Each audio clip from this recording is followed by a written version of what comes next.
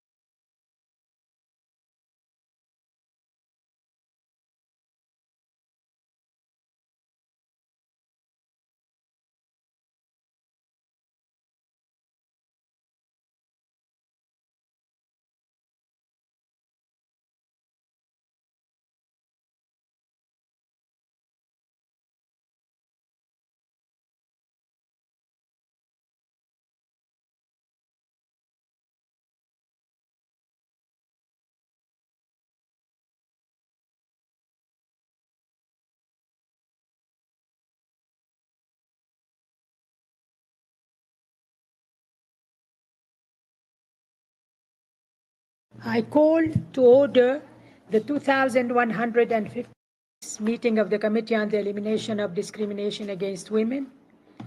The committee will proceed with agenda item 4, consideration of reports submitted by state party under Article 18 of the Convention. Today, the committee will consider the 8th periodic report of Ireland submitted under the simplified reporting procedure. I take this opportunity to extend a warm welcome to all those who will be online observers on the webcast during this dialogue, in particular civil society representatives. As it is the usual procedure for this committee, I wish to stress that NGO representatives may attend this dialogue as observers without being able to take the floor. NGO have the right of unhindered access to and to communicate with the committee and its members for the effective implementation of the committee's mandate. As per the procedures established by the treaty bodies, individuals or groups of individuals facing intimidation or reprisals for seeking to cooperate or cooperating with the committee or their representative can inform the rapporteur on reprisals and alternate rapporteur appointed by the committee of any alleged incident of intimidation or reprisal. Such complaint may be sent electronically to the CEDAW Secretariat. I would like to welcome the high-level delegation, which is headed by His Excellency Mr. Colm Brophy, Minister of State for Migration, who will introduce the report. I also extend a warm welcome to His Excellency Mr. Noel White, Ambassador and Permanent Representative of Ireland to the United Nations Office and other international organizations in Geneva. I would like to remind the head of delegation that the introductory statement should not exceed 30 minutes. And the delegation is further reminded that in order to allow for full and accurate interpretation of their statements, participants are requested to speak at a reasonable pace.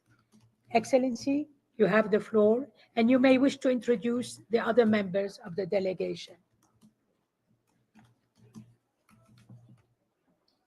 Madam Chair, thank you very much, and members of the committee, representatives indeed of Araghchi and of civil society. It's a great honour to be here today and have this opportunity to say a few words, brief words, just at the outset of Ireland's 8th review of the committee.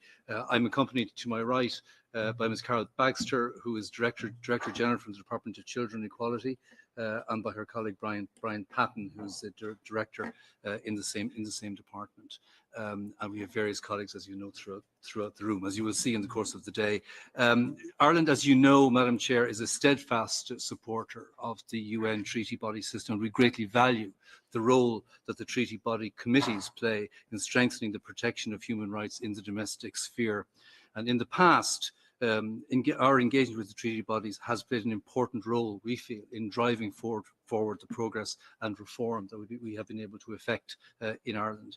We very much look forward to engaging with you and the committee members today in a constructive and an open manner. We take pride, Madam Chair, in the advances that we have made since our last review and over many years in this entire area, safeguarding and progressing and promoting the rights of women in Ireland. However, we are the first to recognise that there is always room for improvement. And we welcome this opportunity to discuss the actions that we have taken on issues previously raised by this committee.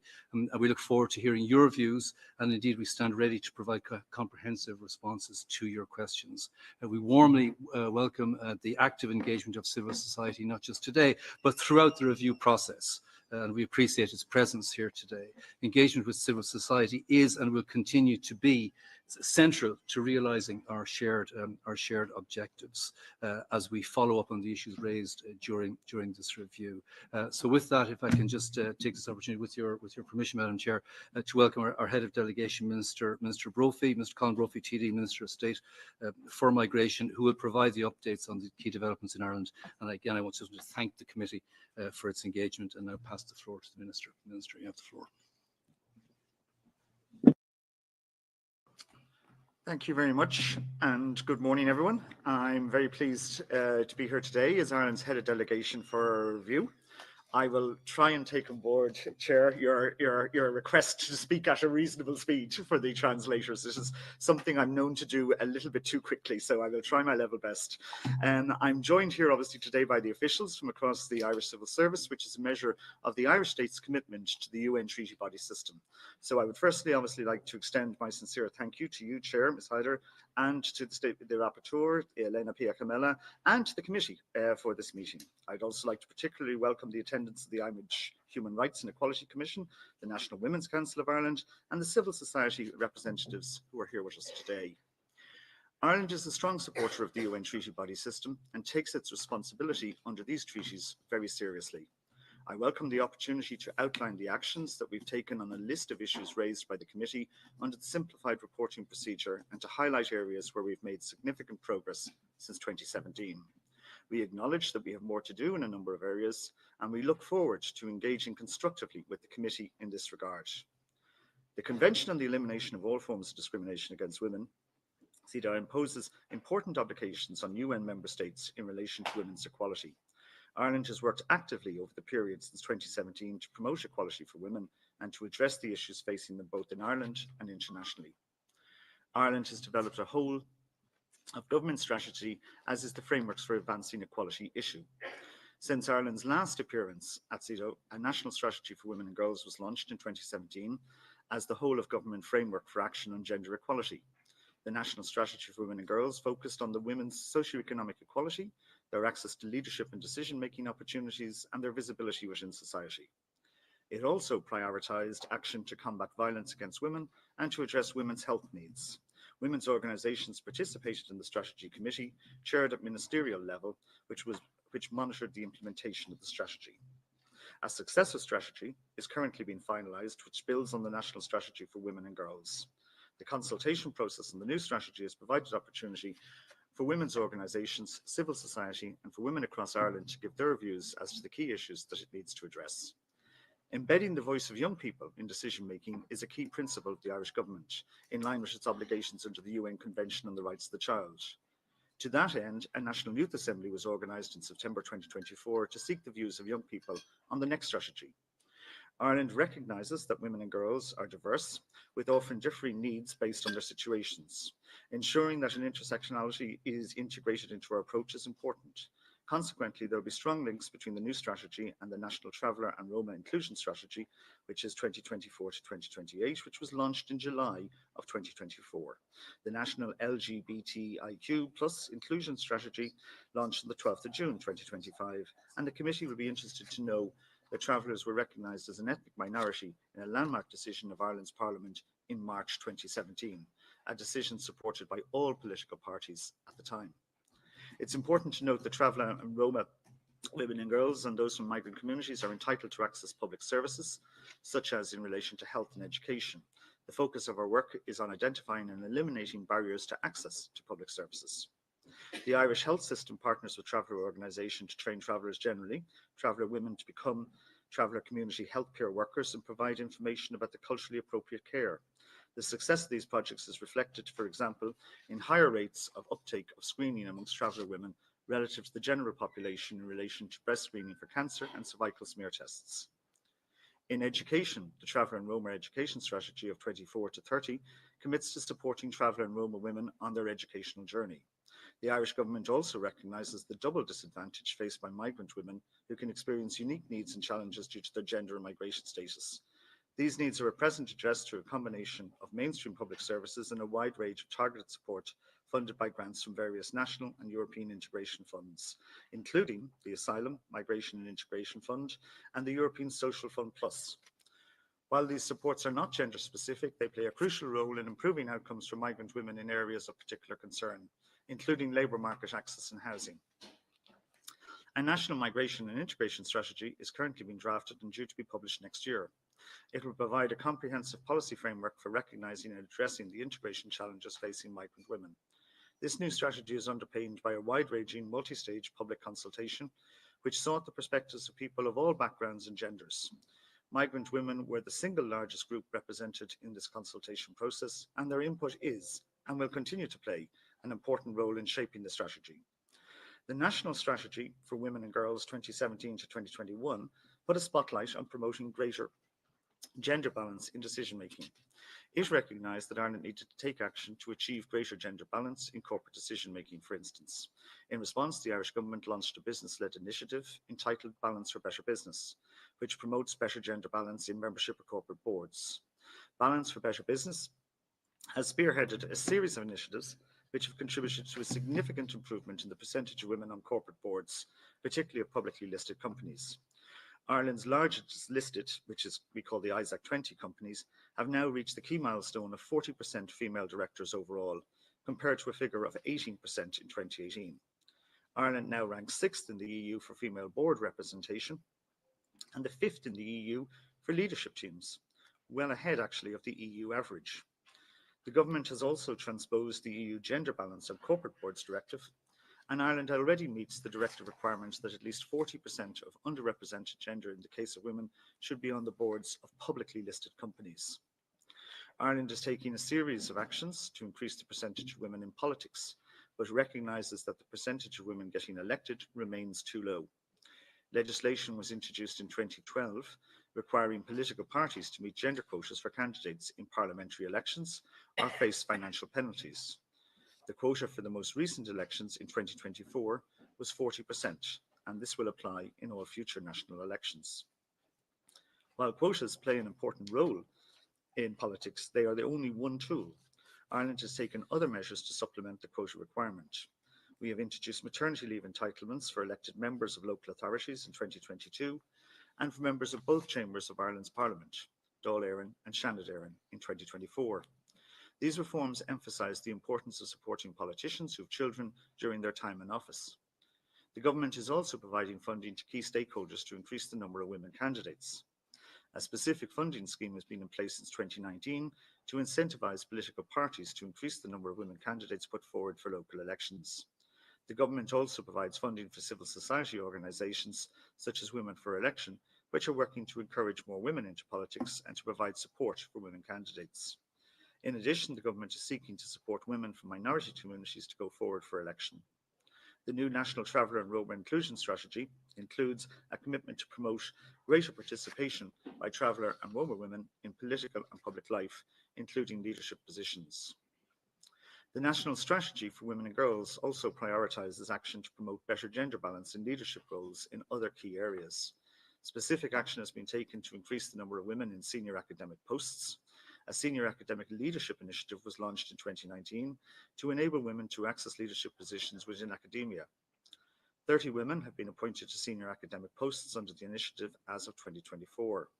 Similarly, the government and judiciary have worked to promote better gender balance within the judiciary. 50% of the members of the Court of Appeal, that is 9 members, are women, while the President of the Court of Appeal and the Circuit Court are both women. Supporting women with caring responsibilities is key to promoting women's equality. During the period under review, the Irish Government has introduced major initiatives to enable parents to access childcare and has increased public funding of early learning and childcare to unprecedented levels. Government expenditure now exceeds 1.37 billion in 2025, which represents a 200% increase on investment since 2017. This clearly demonstrating the government's commitment in this area. The Early Childhood Care and Education Programme provides 2 years of preschool without charge and enjoys participation rates of 96% in each year. Over 70% of families on low income report that they would not be able to send their children to preschool without this programme. In addition, supports are in place to the access and inclusion model to ensure that children with a disability can access early learning and childcare. The National Childcare Scheme, introduced in 2019, provides targeted and universal subsidies to reduce the cost for parents, while the fee management system introduced through the core funding scheme limits fee increases. In addition, the Equal Start scheme, introduced in 2024, is specifically targeted at enabling children from disadvantaged households, particularly traveller children, to access early learning and childcare. The government's approach is achieving results. Recent data from the OECD show that low-income households in Ireland are now paying at or below the OECD average for early learning and childcare for the first time. The Irish Government plans to do more on affordability.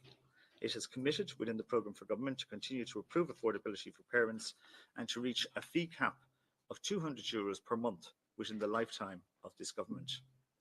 The Irish government has adopted a multifaceted approach to supporting women's labour market participation and to improving working conditions for them. Ireland has significantly increased family leave entitlements since 2017, recognising the importance of supporting parents to reconcile care for their children with their participation in employment. In 2019, the government introduced the paid parents' leave for each parent of a child under 2. This leave was extended to 9 weeks per parent in 2024. While unpaid, the duration of parental leave was also increased significantly during the period under review. Parental leave was extended to 26 weeks under the Parental Leave Amendment Act of 2019, and that recognising the importance of flexible working, particularly for those in caring responsibilities. In March of 2024, the government introduced a statutory right to request flexible working. The Irish government is working on an ongoing basis to address specific leave entitlement needs that can arise for parents. Since November of 24, for instance, female employees can postpone their maternity leave if they need ongoing treatment for a serious health condition. More broadly, Ireland has introduced important new entitlements which will benefit employees, including female employees. The Sick Leave Act of 2022 introduced a right to paid sick leave from the 1st of January 2023. The entitlement is now increased to 5 days paid leave. Equally, Ireland has worked proactively to address the terms and conditions of lower paid workers, many of whom are women. The national minimum wage, for instance, has increased from $9.25 in 2017 to $13.50 per hour from January 2025. This is an increase of almost 46% in the period under review. Ireland has focused during that period since 2017 on tackling the gender pay gap. It has put a spotlight on gender pay gap reporting as a means of highlighting organisations and sectors where the pay gap is widest. Ireland enacted the Gender Pay Gap Information Act of 2021, which requires relevant organisations to report on their gender pay gap. The reporting requirement has been extended on a phased basis, beginning with large organisations and now going down to encompass organisations with just 50 or more employees. An online portal was developed into which organisations will report their gender pay gap. Ireland has begun work to transpose the EU Pay Transparency Directive, which will strengthen obligations on companies in terms of pay transparency and equal pay. The action to promote opportunities for women in the labour market is complemented by the Irish government's initiative to enable women and girls to reach their potential within the education system. The government is focused on promoting greater participation by women and girls in STEM subjects, which are often the gateway to higher skilled, better paid jobs, particularly in technology sectors. The STEM education policy statement, which runs till 26, is continuing to integrate gender considerations into the development and review of the national curriculum, as well as working to increase the uptake of STEM subjects among female students. The percentage of women also in apprenticeships has improved significantly as a consequence of government action. The number of female apprentices has doubled between 2021 and 2025. So as of April 2025, there was 2,591 female apprenticeships, which was compared to 1,321 in 2021. There's been a significant increase in the percentage of women accessing third level education. By 2023, 50.4% of women had entered third level education, and that's up from 37% in 2011. There are areas, of course, where we need to see much more change. Sadly, women and girls remain at greater risk of domestic violence and gender-based violence than men. In response to the National Strategy for Women and Girls, prioritised action to combat domestic violence and gender-based violence. And this was reflected in Ireland's decision to ratify the Council of Europe's Istanbul Convention on Preventing and Combating Violence Against Women and Domestic Violence in 2019. Ireland enacted the Domestic Violence Act in 2018, which strengthened the protections available for those experiencing domestic violence and made coercive control a criminal offence. Significant work was undertaken during the period under review to develop a groundbreaking national strategy to combat domestic violence. Zero Tolerance, the third national strategy on domestic, sexual and gender-based violence, was developed through a co-design process with key DSGBV organisations. Launched in 2022, the strategy has instituted a fundamental structural reforms to Ireland's approach to tackling DSGBV. A new agency, CUN, was established in 2024 to deliver services to victims of domestic, sexual and gender-based violence and to put in place a robust set of national standards and governance arrangements to lead on awareness campaigns and to reduce the incidence of DSGBV in Irish society. Ireland has also become one of the first countries to introduce domestic violence leave to enable partners experiencing domestic violence to have 5 days of paid leave. The Irish government has also introduced significant measures to combat trafficking, which disproportionately affects women.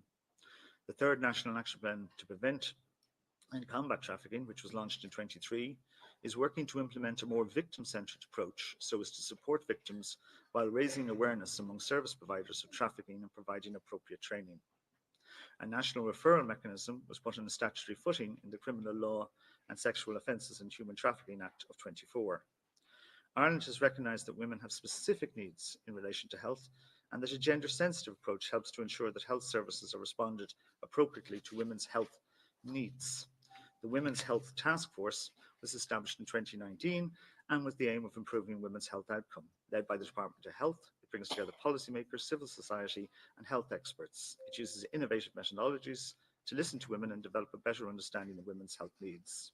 Building on Ireland's first ever Women's Health Action Plan, a new action plan of 24-25 was published, ensuring continued focus and delivery on key issues. Women's health remains a priority for the government, and since 2020, over €180 million of additional funding has been allocated. Some of the measures funded include funding for free contraception, which is now available from women from 17 to 35, funding increased for the provision of publicly funded IVF treatment, and progressively increased for public specialist menopause clinics. As of the 1st of June this year, HRT products for women experiencing menopause are now free for women. The first Women's Health Action Plan was launched during the pandemic. Ireland is seeking to better understand the choices that we made during the pandemic and establish an independent pandemic evaluation. It will report to the Taoiseach, our Prime Minister, within 18 months. It will provide an opportunity to consider the specific gender implications of decisions made at the time. Like many countries, Ireland has to address structural issues arising from the norms of previous generation. Ireland's referendum process is to seek a decision from the people of Ireland on questions of fundamental national importance. The committee will be aware that Ireland was the first country in the world to decide by referendum in 2015 that same-sex couples should be able to marry. The question of removing, though, the article in reference Article 41.2 of the Constitution to the women's place in the home was put to the people for decision in a referendum on the 8th of March 24. Referenda processes provide an opportunity for difficult issues to be discussed in detail during the referendum campaign. However, the referendum was defeated, and as a consequence, Article 41.2 remains unchanged in Ireland's constitution, this reflecting the decision of the people of Ireland. Ireland also used the referendum mechanism to enshrine reproductive rights in the constitution and to remove the long-standing ban on abortion. The people of Ireland voted in a referendum on the 25th of May 2018 to amend the Irish constitution and Ireland's Parliament to legislate for abortion. On the 20th of December, the Health Regulation Termination of Pregnancy Act was signed into law by the Irish President. The government is committed to ensuring there is safe and equitable access to termination of pregnancy services. All 19 maternity hospitals are now providing termination services. This has also been a sustained increase in community providers, which now stands at 455, a rise of over 50 in the past 3 years. The cumulative effect of these measures substantially reduces barriers and increases access to services. Like many other UN member countries, difficult legacy issues have arisen for Irish society from decisions made in previous generations. The Irish government recognises our responsibility to acknowledge difficult truths and make amends. In the context of the mother and baby and country home institutions, the state repeatedly failed to protect vulnerable citizens. The Commission of Investigation of the independent body established by the government in 2015 produced a report which exposed the profound wrongs visited upon Irish women and their children. The Irish government is conscious of the terrible hurt and pain caused. The Commission's report and the official state apology which followed are a starting point for further restorative measures now being progressed. When publishing the Commission's report, the government made 22 wide-ranging commitments to survivors aimed at making amends and addressing the priority needs and concerns of those who spent time in the institutions. We have made significant progress in implementing these measures to ensure tangible results for survivors as soon as possible. Ireland enacted a landmark Birth Information and Tracing Act 2022, which provided clear rights of access to birth and early life information and tracing services, with just under 16,000 applications for information completed to date. A Mother and Baby Institutions Payment Scheme was open to applicants in March 24 and provides payment and health benefits to surviving mothers. To date, almost 6,600 applications have been made and over 5,800 decisions have issued. A special advocate for survivors was appointed in March 24 to amplify the voice of survivors. A National Centre for Research and Remembrance is in development so as to ensure that Ireland does not forget the stories of those who suffered in the mother and baby homes. The government previously briefed the committee on redress scheme that it instituted to respond to the wrongs and experienced by women who suffered from their experiences within Magdalene laundries. Many women who spent time in Magdalene laundries have now benefited from the scheme, which remains open. The Irish government has engaged closely with civil society and those with lived experience when developing and implementing responses to historic wrongs or to ongoing challenges. I have previously referenced the co-design process undertaken for the Zero Tolerance Initiative. Similarly, the National Action Plan Against Racism was developed, for instance, by the Anti-Racism Committee, the Independent Committee of Civil Organisation Experts and Minority Community Representatives. Co-designed initiatives have developed new understandings of needs and have served to develop the innovative policy approaches. More broadly, Ireland supports the promotion of open civil society space in multilateral discussions and also encourages civil society domestically. The National Strategy for Women and Girls will seek to build on an open, constructive consultation process. Civil society organisations are supported with funding from government departments. Consultation mechanisms are also facilitated at community level. Work is being undertaken to identify how best to boost the capacity of the Roma community to engage with policymakers.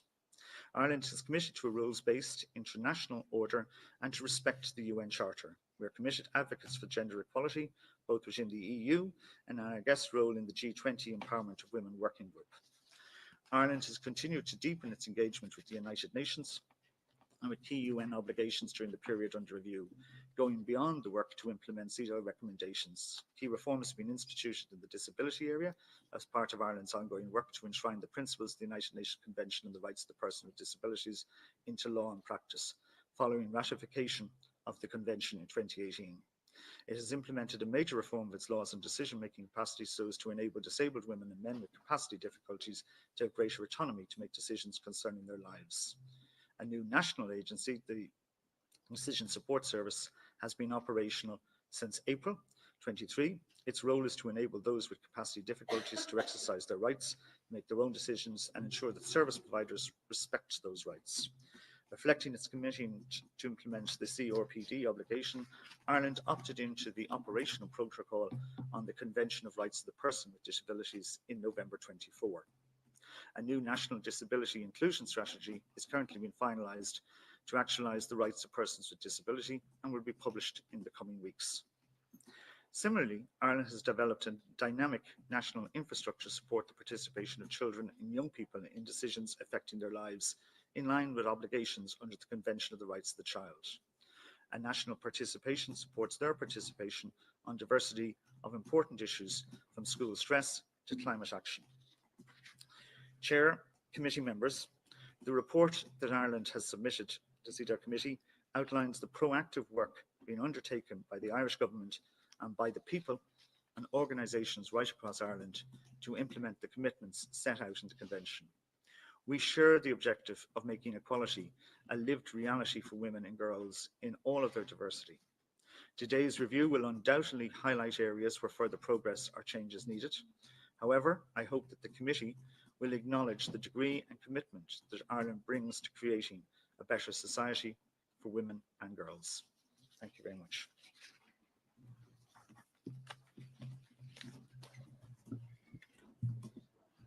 Thank you, Excellency. Thank you. On behalf of the committee, I would like to thank the head of delegation for his introductory statement. And I would like now to give the floor to the Director of the Irish Human Rights and Equality Commission, Mrs. Deirdre Malone, for 5 minutes. You have the floor, Madam. Madam Chair and distinguished committee members, it is an honour to address you today as Director of Ireland's National Human Rights Institution and National Equality Body on the rights of women and girls in Ireland. I'm here today along with Chief Commissioner Liam Herrick, who you heard from on Monday, and with my colleagues from the staff of the Commission. IREC has made detailed submissions at all stages of this review. Our parallel report details 140 recommendations directed at the state. You have also received comprehensive expert evidence from the wide range of Irish civil society who have actively participated in this examination, both here in Geneva and at home. The crucial stage in the process where you engage directly with the state delegation begins now. We invite you to bear in mind some central themes with regard to Ireland's record on gender equality and human rights in undertaking this examination. First, we recognise that at a time of global crisis and backsliding on human rights on the international stage, Ireland plays a leadership role in the global struggle for gender equality, both at the UN and at the regional level. Our government and representatives deserve credit for that leadership. However, that international ambition for gender equality is not always matched with domestic action on gender equality. Across the issues you're examining today, you'll see some patterns: procrastination in ratifying key treaties and removing reservations, delay in incorporating international standards into national law, failure to implement the recommendations of treaty bodies, including many of the concluding observations of this committee in 2017, and in the case of O'Keeffe, a continuing refusal to implement the judgment of the European Court of Human Rights by providing fair and accessible redress to all women affected. Declarations of commitment to the international human rights system must translate to action at the national level. In areas such as the needs of traveller and Roma women and access to abortion, Ireland has clear and comprehensive policies and strategies which are not being implemented. Policy statements do not change the lives of women and girls. Action does.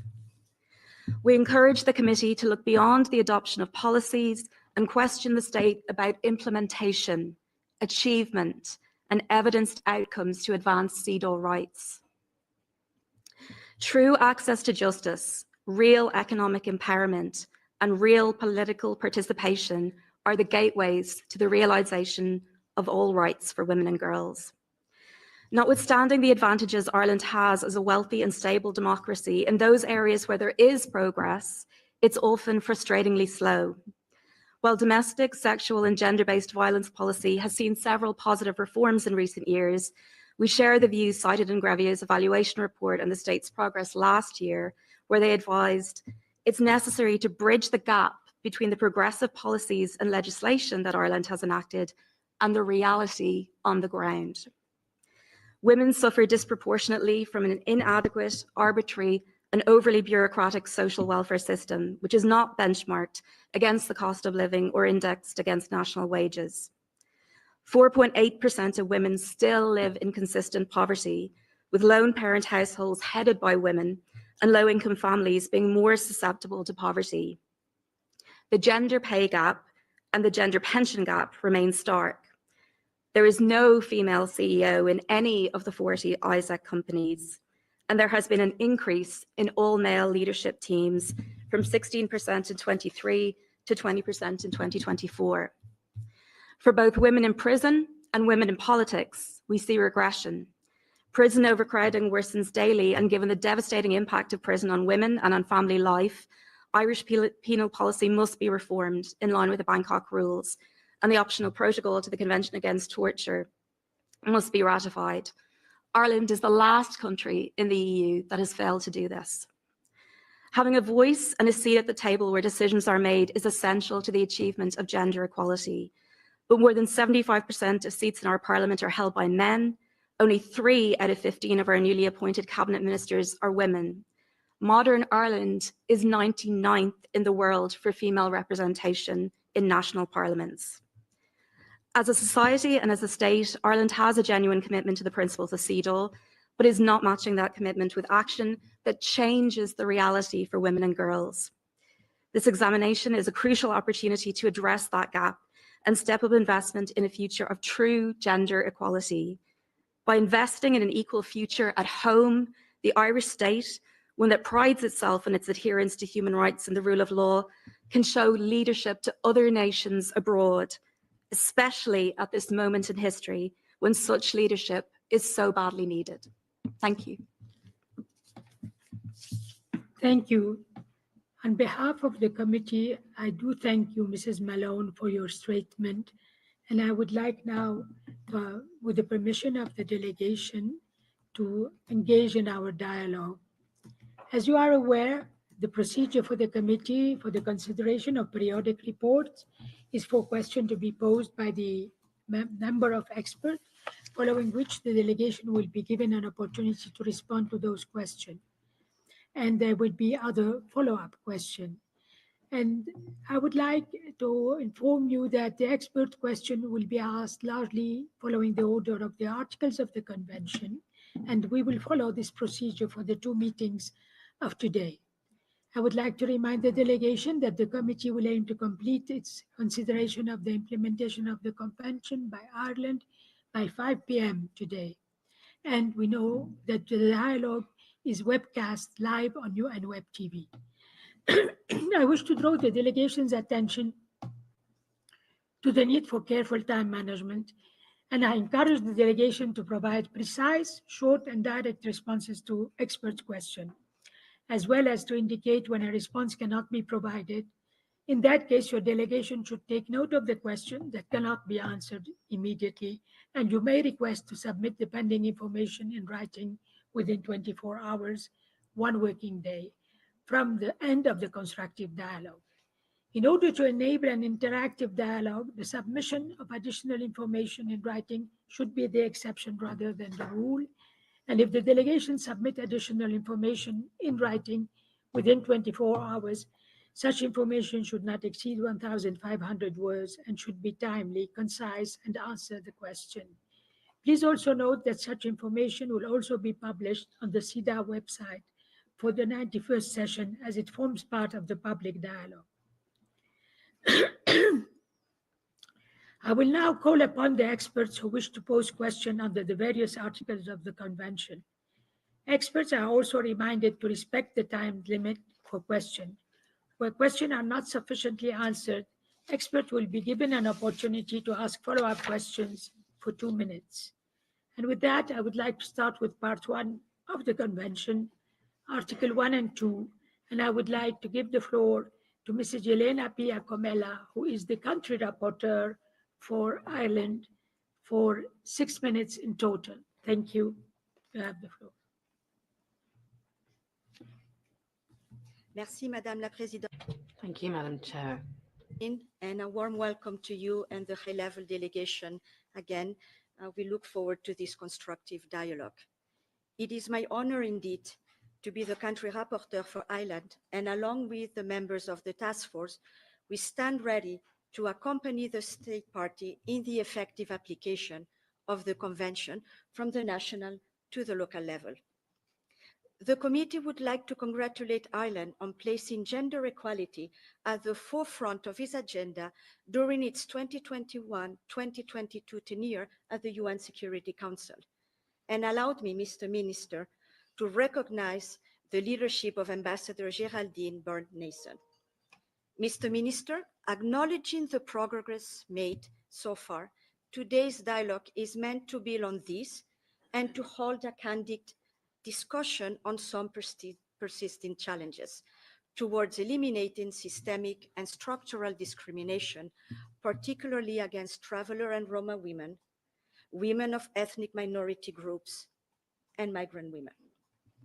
Identifying areas of concern together will allow the committee to provide the state party with contextualized support to strengthening a victims and survivor-centered approach to access to justice, preventing and addressing comprehensively violence against women, including the rise of hate speech against women in the public life, protecting and promoting the rights of women from disadvantaged groups, in particular, traveler and Roma women, establishing a disaggregated data collection to support your efforts for a true intersectional approach to discrimination against women. Mr. Minister, while noting the explanation provided by the state party, the committee regrets that the state party has no intention to remove the reservations.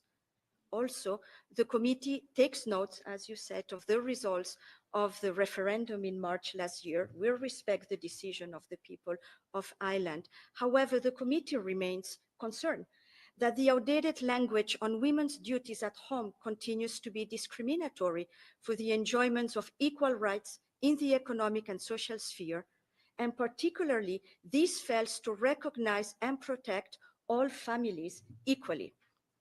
The committee would like to know if the state party intends to follow up, for instance, with an independent evaluation of the referendum and publish a plan to implement legislative and policy recommendations from relevant gender equality bodies of the Citizens' Assembly and parliamentary committees.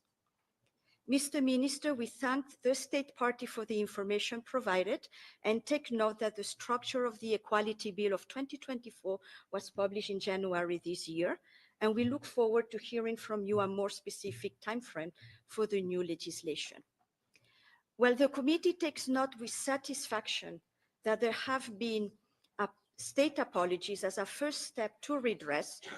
The committee remains concerned at the lack of rights-based investigations and reparations to the survivors of abuse within the mother and baby institutions, the Magdalene laundries, schools, residential institutions, and to the survivors of the practice of physiognomy.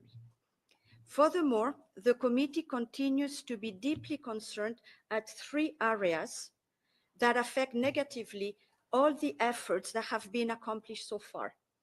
There is still no recognition that women and girls of the Magdalene laundries experience degrading treatment and gender-based discrimination.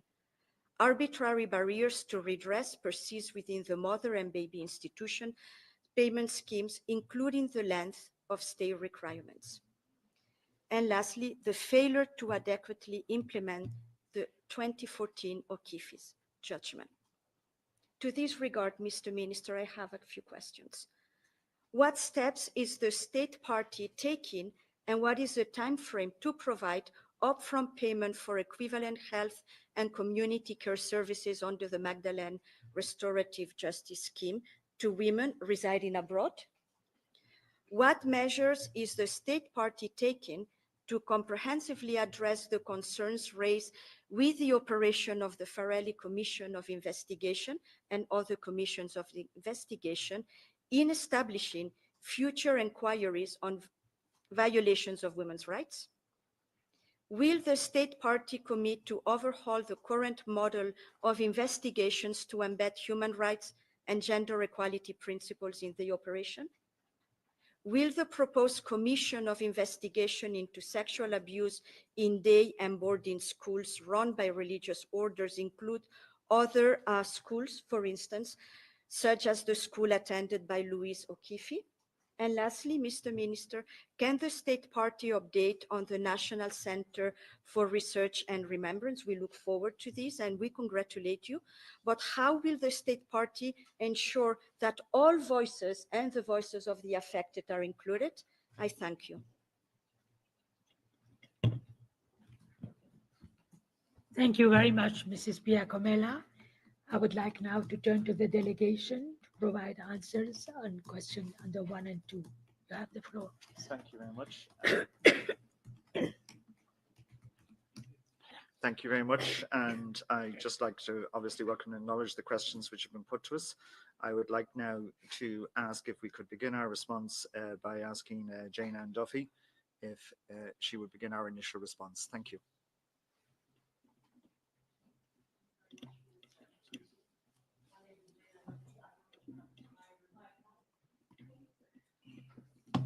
Okay, apologies. I couldn't see the light. Thank you very much. My name is Jane Ann Duffy. I'm with the Department of Children, Disability and Equality. And I'm going to respond just on the point on the referendums and on the Citizens' Assembly on Gender Equality. On the referendums, there are no plans at present to do any further work on the referendums. On the Citizens' Assembly on Gender Equality, significant progress has been made on implementing the actions of the Oireachtas Committee, or the Joint Oireachtas Committee on Gender Equality, which considered the specific recommendations of the Citizens' Assembly. The Joint Oireachtas Committee on Gender Equality recommended an expanded list of 205 actions to give effect to the 45 recommendations of the Citizens' Assembly. Of the 205 actions, 190 have either been completed or are currently still in progress. 172 of those actions are in progress and 18 completed. The recommendations of both the Citizens' Assembly and the Joint Oireachtas Committee spanned a range of topics or themes such as care and social protection, measures to address domestic, sexual and gender-based violence, the role education can play in challenging gender norms and stereotypes, the impact of pay and workplace conditions on gender equality, and on how to achieve gender equality in leadership, politics and public life. And in actual fact, the contents of our report covered a lot of the issues and the recommendations of the Citizens' Assembly. I'll now hand over to Carol Baxter. Chair, Carol Baxter from the Department of Children, Disability and Equality. I will answer questions on the Magdalene scheme and also on the Farrelly Commission. So just to say, in terms of the Magdalene scheme, it was based on a detailed interdepartmental process that was chaired by Martin McAleese. The whole redress scheme established in 2013 was based on that process, and that was a process which also identified quite a lot of information and evidence that is currently being put in place for inclusion in the National Centre for Remembrance that's being established. That scheme is available to people living abroad and has always been. The payments that are given range in nature from €11,000 to €100,000. So they very much reflect the fact that people who are in Magdalene institutions often had very, very difficult experiences there. And the state has worked very actively to keep conditions under review. Most recently in October of last year, it increased the payment that is, in addition to the lump sum payments, those under 66 are entitled to a symbolic payment in recognition of the difficult situation, and that was increased from 100 to €120 per week. As you know, people are also entitled to an enhanced medical card. The scheme remains open. Even as of this year, women are continuing to get payments under the scheme. The state has been very conscious of the need for a proactive approach to make sure that the broadest number of women qualify. So it commissioned a senior counsel, Mary O'Toole, to look at cases where there was a dispute over a length of stay in the institutions. She looked at 231 cases and already has recommended additional payments. In a majority of cases, those payments have been made. Her report has been finalised and will be published very, very shortly. Moving very quickly to the Farrelly Commission, I suppose one of the things we wanted to emphasise to you is that in terms of commissions, they are generally undertaken by members of the judiciary who are constitutionally independent in the exercise of their functions. So as a result, they enjoy unique independence and can actually address quite a broad range of investigations. So just to highlight that to you. Our own department, our Minister Foley, who's the Minister for Children, Disability and Equality, recognises that in light of the Farrelly Commission findings, there are needs for further information. So she is actually commissioning a non-statutory investigation into the specific areas of child safeguarding. So there are the possibilities in addition to doing policy-related investigations. So I'm now going to hand over to my colleague, Julia Tarrant, who will specifically answer questions on the mother and baby homes.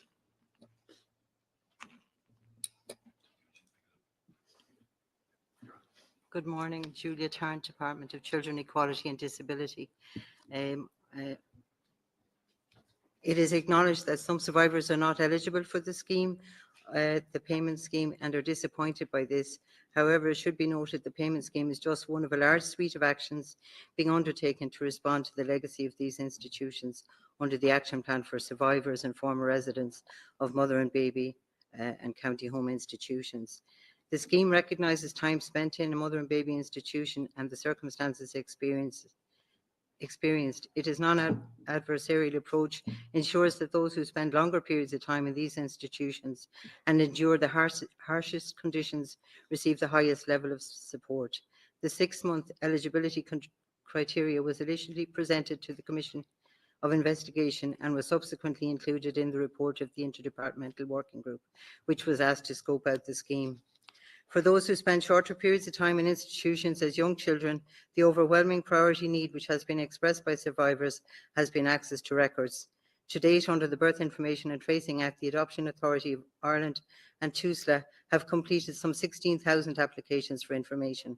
All applications are processed in accordance with statutory timeframes. Other actions the action plan include the provision of counselling supports, the services of the Special Advocate, both already in place, as well as the development of the National Centre for Research and Remembrance, which I'll just move on to now.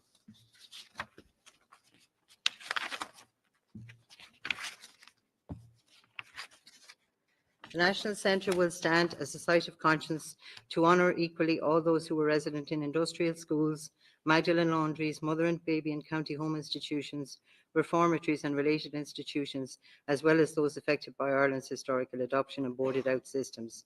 It will also contribute to the social and economic development of Dublin's north east inner city. It will be located in the city. The interpreters would just like to kindly request the speaker to slow down slightly if possible. Thank you. Okay. A steering group chaired by Martin Fraser, Ambassador to Great Britain, was established in April 22 and is driving the overall coordination and development of the National Centre campus, and planning permission for the centre was granted in February 2025.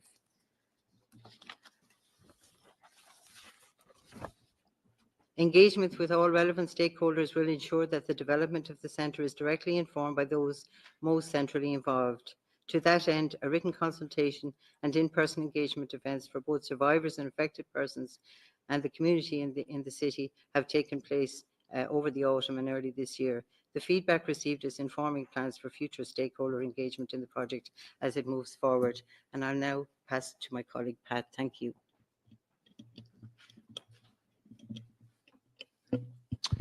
Good morning, Patrick McCarthy, Department of Education and Youth. First, to mention on the O'Keefe payment scheme. The original scheme in 2015 had 3 criteria, which included the applicants to have initiated legal proceedings against the state in respect of the day school proceedings. They were sexually abused by the pupil at a recognised day school, and that this occurred before November 1991 in a primary school or June 22 in a post-primary school, and that the guidelines for procedures and dealing with allegations of child abuse and education being in place at the time the sexual abuse occurred would have been a real prospect of altering the outcome of what happened. The scheme was reviewed in 2019 by independent assessor, Mr. Justice O'Neill, and they're of the view that the requirement to actually initiate proceedings was an unjust parameter on the scheme, and this was discontinued and a revised scheme was applied. So the revised scheme was put in place in 21 to do that and to implement the judgment. The 128 applications were approved under there and 65 unsuccessful. 45 were appealed and 2 of the appeals were successful. In June 23, the government has approved proposals for the provision of a package of ongoing supports and services for survivors of abuse in industrial schools, reformatories and related institutions. These include enhanced health supports and services, support for education and training, and access to independent advocacy services are included. The delivery of the health and education supports require a legislative basis, and the legislation is currently progressing through the Oireachtas. As expected, it will be passed in the coming weeks, and the supports concerned will be made available to survivors in the coming months. The provision of the advocacy supports do not require a legislative basis. The government has engaged Stage Advocacy, an independent advocacy organisation with a strong track record of doing advocacy support to vulnerable adults health patients and persons with disabilities to provide these supports to survivors of abuse in residential institutions. The government has approved the establishment of a commission investigation with a principal recommendation regarding the scoping inquiry into historical sexual abuse in day and boarding schools run by religious orders. The report was published in September 24, and with the first copies provided to survivors who participated in the scoping inquiry's trauma-informed survivor engagement process. A high-level group of government officials have been convened to draft the terms of reference for the commission investigation and to consider the recommendations of the report. And this group will report to our minister, who will bring to government the proposals in the coming weeks as to the scope of that investigation. I now pass on to my colleague, Dilly.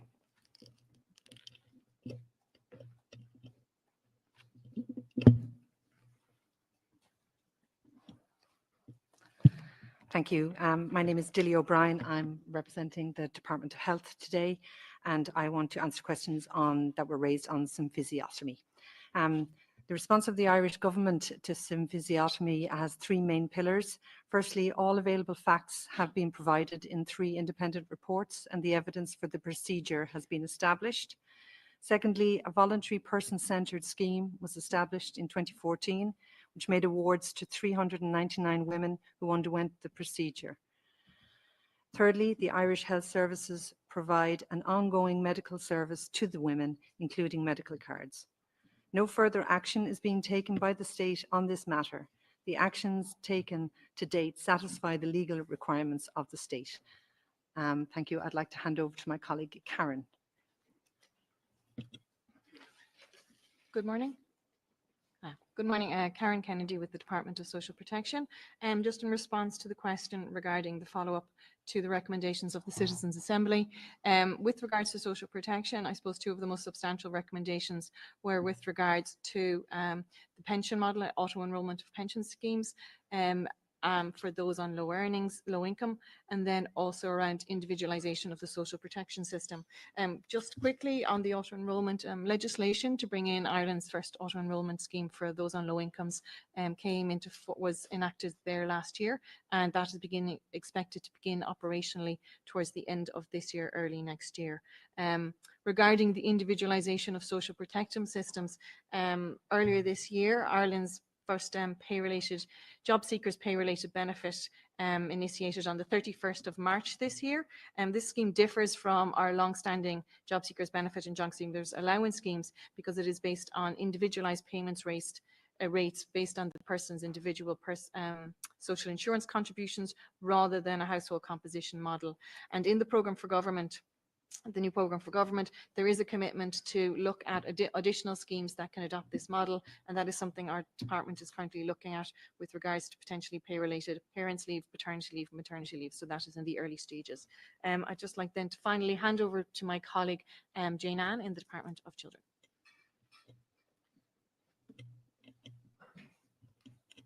Thank you. Just very briefly on the equality legislation, you asked for a timeline on that. The general scheme of the Equality Miscellaneous Provisions Bill was approved by government and has been referred to the Office of the Attorney General for drafting of the legislation, and this is on the priority drafting list for legislation.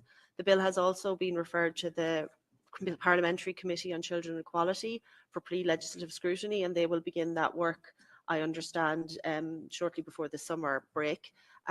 The government also approved in principle the inclusion of a new ground of disadvantaged socioeconomic status into the Employment Equality Act and the Equal Status Act, but this will be taken forward following further consideration of the potential impacts on small to medium enterprises and the costs to the Exchequer.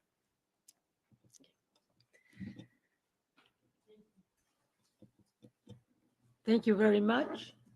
I don't see a flag for any follow-up questions, so I suppose the answers were satisfactory to the rapporteur.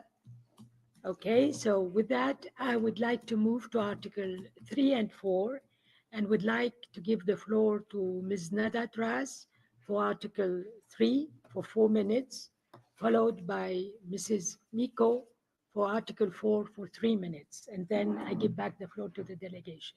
Please, you have the floor. Thank you, Madam Chair. I would like to welcome the high-level delegation from Ireland to this constructive dialogue. Mr. Minister, the committee recognizes that Ireland has placed the national machinery for gender equality under a full cabinet minister, supported by the Department of Children, Equality, Disability, Integration and Youth. Progress has been made through initiatives such as equality budgeting and departmental training on gender-sensitive metrics. Could the State Party clarify what mechanisms are in place to ensure clear lines of accountability and coordination across all levels of government in delivering gender equality?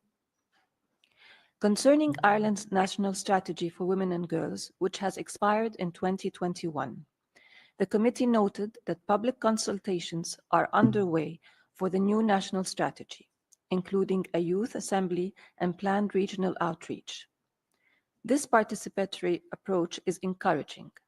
However, could the State Party provide an update on the timeline for adopting the new national strategy for women and girls? Was a report on the progress strategy with its progress and challenges being published? Can the State Party explain how it will incorporate lessons from the previous cycle and align with convention standards?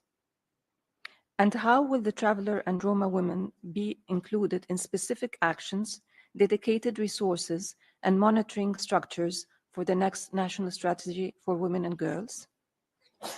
Mr. Minister, Ireland has taken positive steps by embedding a statutory duty on public bodies to promote equality and human rights through Section 42 of the 2014 Act. Departments also received technical support, including recent EU-funded expertise to advance gender mainstreaming, as well as having access to training on gender metrics and budgeting supported by EU technical assistance in 2024. Could the State Party describe the measures in place to support, implement, and monitor the public sector equality and human rights duty across public bodies? And what is the content, coverage, and frequency of gender equality training for public officials? Could the State Party clarify whether participation is mandatory at national and local levels? With regards to the human rights institutions, the committee recognizes that Ireland has maintained Irish Human Rights and Equality Commission's (IREC) A status accreditation with Global Alliance of National Human Rights Institutions and mandates it under the 2014 Act to promote and protect human rights and equality. The State Party outlines a transparent process for the appointment of IREC commissioners involving the Public Appointment Service and parliamentary approval. Could the State Party clarify whether the mandate of the IREC Commission includes explicit responsibility for promoting ratification of international and regional instruments and frameworks? What are the measures taken by the State Party to ensure a sustainable budget that allows effective implementation of the statutory functions of the National Human Rights Institution?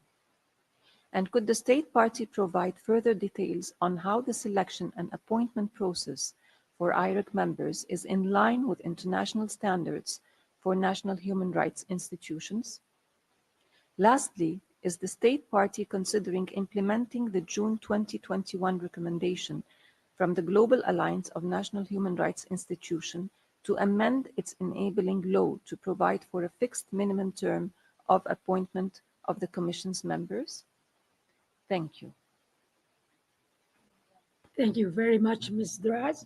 I would like to give the floor now to Ms. Miko.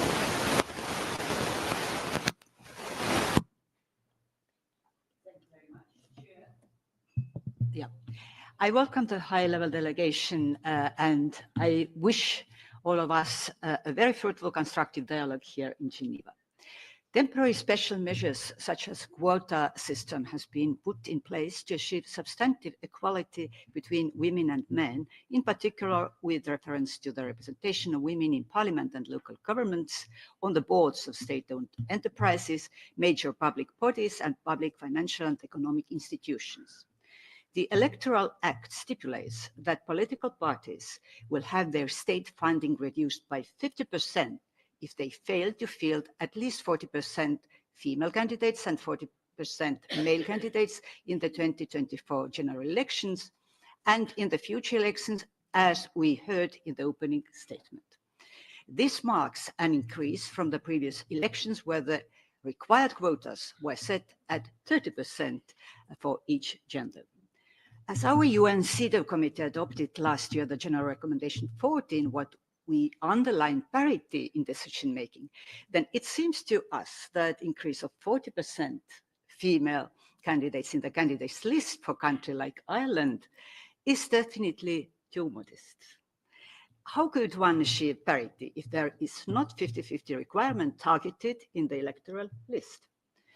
Our constructed dialogue in 2017 ended up with a committee call on Ireland to adopt temporary special measures, including legislative quotas, to accelerate the participation of minority and traveller women in political and public life. Despite this, efforts to implement gender quotas have not yet produced meaningful representation for traveller women.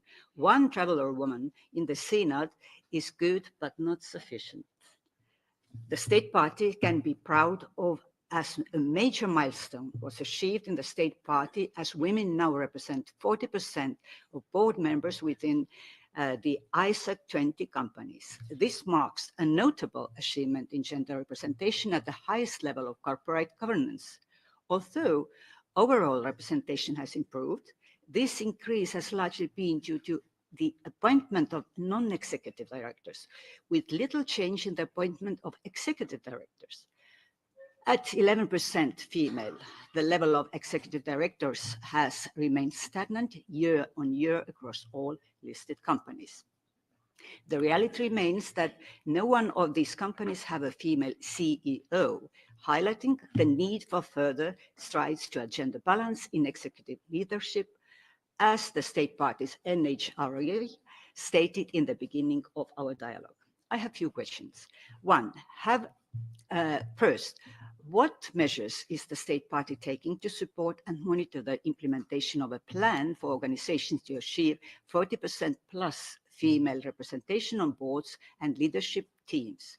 Two, the state party has legislative quotas only for election to lower house. Is there foreseen the quota system is widening to local elections? Three, what steps have been taken to increase the traveller and other ethnic minority women's representation in legislative bodies? And finally, what measures are taken to amend the Electoral Act to raise the participation of female candidates in the electoral list to the 50% with the aim to achieve the parity in all levels of governance? I thank you. Thank you. So sorry. I'm coughing. Sorry, but I'm not ill. Thank you so much, Ms. Miko. I'd like to give the floor back to the delegation now for Article 3 and 4. Please, you have the answers. Okay.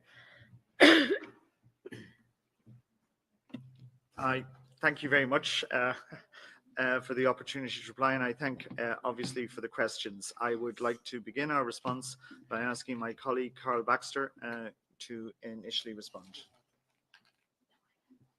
Thank you very much, committee.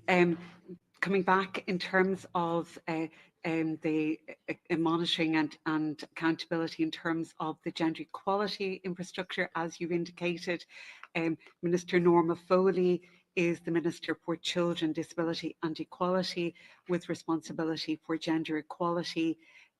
She reports into an Oireachtas committee, which is also includes responsibility for children and equality.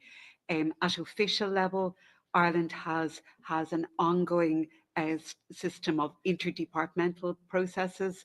The new National Strategy for Women and Girls will follow existing structures. It will have an interdepartmental process where you have representatives of government departments, of agencies, but also of civil society and often of the Irish Human Rights and Equality Commission to monitor implementation of actions on gender equality.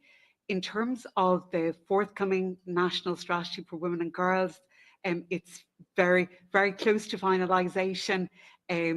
Work is being done, writing it at the moment. It's a co-design process. The Minister outlined the work that had been done to consult on the strategy and the role in particular of the National Women's Council of Ireland in supporting that process, but also the youth voice that was integrated into it. Co-design is a key part of that process, so it's going to be very close. It will be a life cycle approach that will be embedded in it, and work is currently being done to develop robust indicators, but also to look at how you can correctly account for the budgeting that will be needed for the actions included in the strategy. In terms of implementation, the Department of Children, Equality, Disability, Integration and Youth commissioned an evaluation of implementation of a number of equality strategies, including the last National Strategy for Women and Girls, specifically to get evaluation and implementation lessons. That came up with very, very important recommendations, including in terms of very, very clear indicators, very clear evidence. So that is being integrated in the design of the new strategy. In terms of integrating a perspective on traveller and Roma women, intersectionality is a key principle in the new strategy. So work is already underway, both to embed a focus on traveller and Roma women in the strategy as part of overall intersectionality, but also to ensure a clear alignment between the new strategy and the current national traveller and Roma inclusion strategy. So that is a very active work underway at the moment. You also asked about the public sector equality and human rights duty. You may be aware that under the 2014 Act, all government departments have a requirement to embed the public sector duty in their statements of strategy. The Irish Human Rights and Equality Commission have legal powers to monitor enforcement of that requirement on government bodies.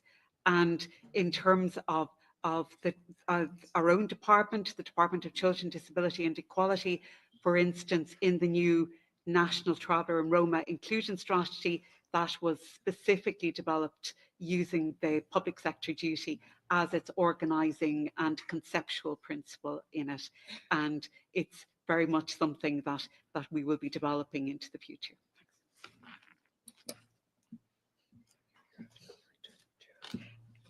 And I wish to hand over to Jane Ann Duffy. Apologies. Thank you, Carol. I'm going to cover the questions related to the functions of the Irish Human Rights and Equality Commission. So a number of questions were asked.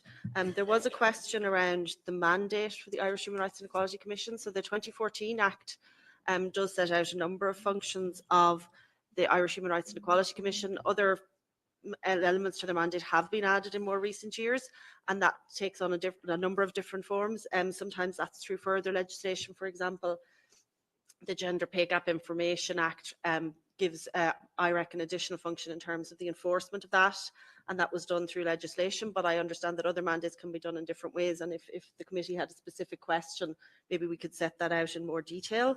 In terms of the budget for IREC, the Irish Human Rights and Equality Commission is funded under its own dedicated individual vote, that's vote 25. The funding allocation provided to IREC is on an annual basis, and that's to enable it to continue to meet its statutory obligation to protect and promote human rights and equality. And this is all in line with the funding arrangements for individual government departments and agencies. So IREC receives its funding in the same way, but it has its own individual vote. IREC has received substantial increases in its funding allocations in recent years. In 2025, the allocation is 9.8 million, which was an increase of over 1 million from the 2024 allocation. And this represents an increase of approximately 3.5 million in the allocation from 10 years ago. There was also a question around the selection process for members of the Commission. So those are all carried out through the Public Appointment Service. That's the National Appointment Service. The government doesn't take a role in the selection process. The department, we have responsibility for working with IREC on governance and things like that, but we don't play any role beyond requesting the Public Appointment Service to carry that out, so it's completely independent. And then they make a recommendation to government for those members. If further details are required on that, I could come back in, but I'm going to hand it over to my colleague Lisa Hughes now.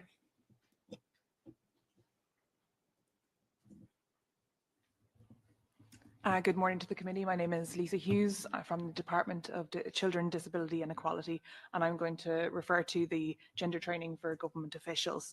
So our current online, as you mentioned, our technical support instrument project was supposed to be due to be completed by the end of 2024. It has been extended, and we will be capitalizing on our project by the end of the summer, so end of August 2025, and we'll be rolling out the gender mainstreaming in public policy and budgeting toolkit as part of the next national strategy for women and girls. In relation to other training that is offered by the government to public sector on our online learning and development system, we have the Equality and Human Rights in the Public Service e-learning system, which was developed in conjunction with the Irish Human Rights and Equality Commission. It includes equality in the public service, human rights in the public service, and the public sector equality and human rights duty. To date, 6,954 civil servants have enrolled to complete this e-learning. Equality and our other course on offer is Equality and Human Rights in the Public Service. So that is about understanding your role in relation to equality and human rights. It's designed to increase awareness of human rights, equity, equality, diversity and inclusion, and the public sector duty in a civil service concept. The course content includes equality, diversity and inclusion, human rights and public sector duty, discrimination and dignity at work, unconscious bias, and cultural competence. We also have a professional diploma in human rights offered by our Institute of Public Administration, which covers gender mainstreaming as a topic. More generally on issues related to women, there are training modules on our online service, on learning and development service, on statutory domestic violence leave policy, and our menopause in the workplace policies also. I'm now handing over to Sinead for her contribution.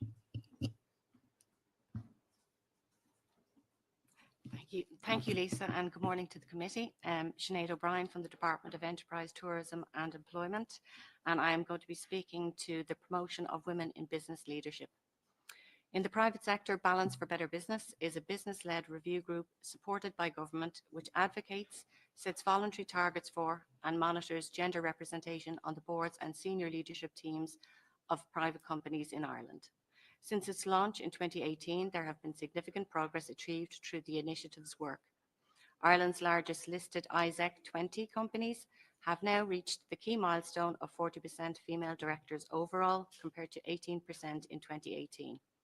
The average level of female representation on the boards of all listed companies also continues to progress well to 37%, just below the 40% target. Having lagged the EU average for female representation on the boards and leadership teams of its largest listed companies when Balance for Better Business launched, Ireland now ranks 6th in the EU for female board representation and 5th in the EU for leadership teams, well ahead of the EU average. In May 2024, Balance for Better Business launched a new set of targets as part of a renewed 5-year strategy through to 2028, supported by the Irish government. This new strategy focuses on a twin-track approach of qualitative targets to measure progress and qualitative guidance issued to companies in the form of a Balance for Better Business roadmap. Under this strategy, Balance for Better Business has set targets for 40% plus female representation on boards and leadership teams for all company cohorts to be achieved by the end of 2028. Accelerating change for Irish-owned private companies and on leadership teams will be priorities to meet these targets. The qualitative roadmap focuses on companies setting internal targets, completing succession planning, focusing on talent development and retention, reforming recruitment strategies, and expanding their conception of strategic leadership to provide greater pathways to women. This roadmap was developed by Balance for Better Business in consultation with partner organisations and on foot of research conducted by the Department on Balance for Better Business's behalf. To advance this agenda over the next 5 years, Balance for Better Business will pursue activities under 5 key strategic pillars of targets, impact, advocacy and policy. The Balance for Better Business review group also intends to increase its focus on balanced gender representation across the different sectors of the economy as part of this 5-year strategy. The main outputs delivered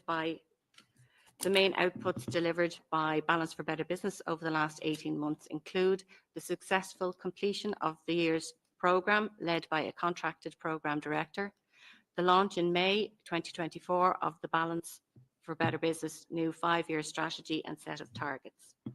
I now hand over to Jane Ann Duffy. Thank you. Thank you. I'm just going to cover the issue of gender quotas for political funding.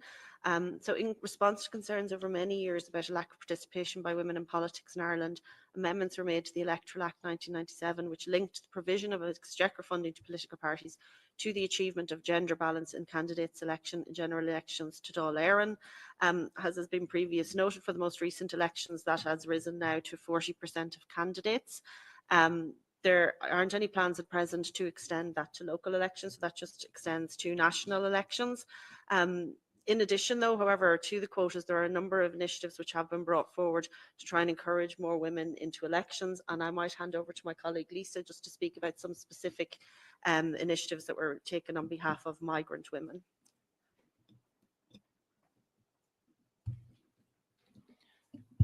Thanks, Jane Ann.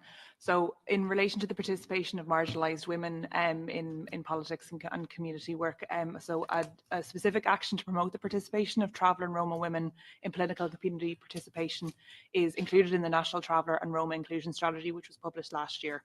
Separately, a policy paper was discussed at the steering committee of the strategy when it met on the 21st of May last to look at the Roma capacity to engage with policy making, recognising their need for additional capacity in this area.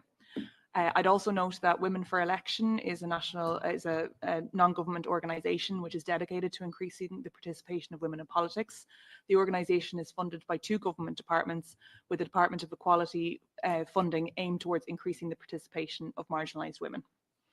I'm now handing over to Jane Ann. Thanks. Apologies. I just realised I missed one of the questions around the Irish Human Rights and Equality Commission, and I think it was the one around the request from a recommendation on fixed minimum terms. I'm not aware of that, so we'll have to look at that. But there are minimum terms for the members of the Commission in the legislation, and we could give more information on that, or can come back on it. Thanks.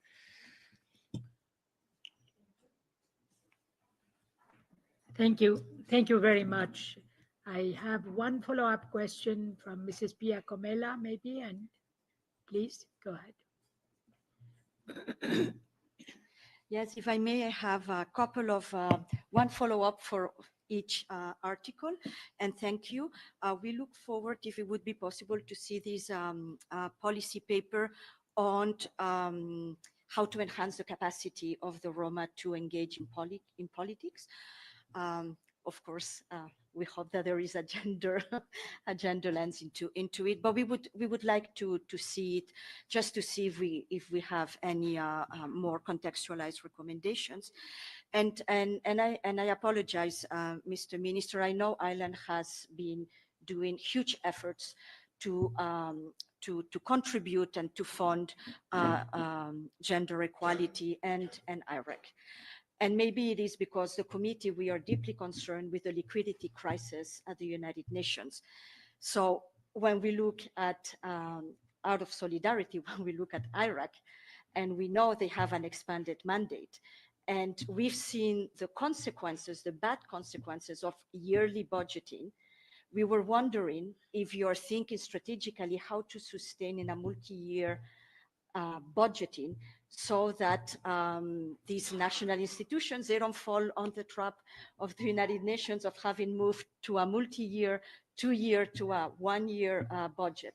So maybe it is because the committee, we are deeply concerned with the liquidity crisis at the United Nations. So out of solidarity to all the national institutions, thank you. Thank you. Thank you very much, Mel. I would like, before giving the floor to Ms. Miko, to say what, unfortunately, His Excellency already know. We are not going to have a third session for the committee. This is what it really means, and it hurts badly because it means 8th state party will not be reviewed. It means more backlog. So the rationale we fail to see, but we are not going to hijack this dialogue. We'll try to have a bilateral with you on that one. I'll have to a bilateral with you on that one. So of course, Excellency, please. Thank you. Just to say on behalf of Ireland, as you know, we are absolutely very committed to multilateralism, to the support of institutions. I fully take on board the point you were making. It's something in my role when I worked as the minister, and certainly in the Department of Foreign Affairs, that multi-annual budgeting and the importance of multi-annual budgeting to giving security to organizations and institutions was something that we as a country recognized and were trying to move towards in areas where we could, because it is so important, the work that's been done here. And while we don't, as you correctly say, want to hijack this, I think it is really important to recognize that, and we certainly do. Thank you. Thank you very much. Thank you, Excellencies. And we have no doubt you are supportive. Mrs. Miko, please, you have the floor. Thank you, Chair. Thank you very much. I do acknowledge that Ireland's steps towards gender equality are very impressive. I mean, 40% in boards is something for EU, for some countries, a kind of like a dream. But nevertheless, I asked about, and that is now about parity, and parity in Parliament. I understand that that is something to address your Parliament to pass the amendment. But nevertheless, I recommend highly to get parity, that your electoral lists have not that 40%, which is good, I mean, next forward, but what about that 50%? Either you can answer that's okay, but still, please take that back home, that is crucial to achieve parity. I mean, what is there in electoral list? Either there are 40% women, female candidates, or 50. That makes big difference. Thank you. Thank you. Thank you, Mrs. Miko. I now give back the floor to His Excellency. Thank you. Thank you. Just one point of clarification, that the Irish system of elections doesn't work with what would normally be understood as defined as electoral lists. So we don't actually have, there's no such thing as an electoral list. We have candidates which are individual candidates. The electoral list system, which exists in a number of PR countries in particular, allows, because of the way the list system can be constructed, to have an approach that's very direct on that. Our approach, because of the fact that it is candidates that drive the process, is what we have outlined already, which is to promote the funding for political parties to ensure that there are minimum levels of candidates, and that 40% figure was the one we have arrived at this moment in time. But obviously participation in politics is vitally important. It is vitally important for women, it's vitally important for men. I individually come from a family where myself and my wife are both members of the National Parliament, and we are strong and passionate believers in that right of equality and that right of participation. Obviously, it's how we get there to achieve it that's the important thing. And I'd like to pass to my colleague, Jane Ann.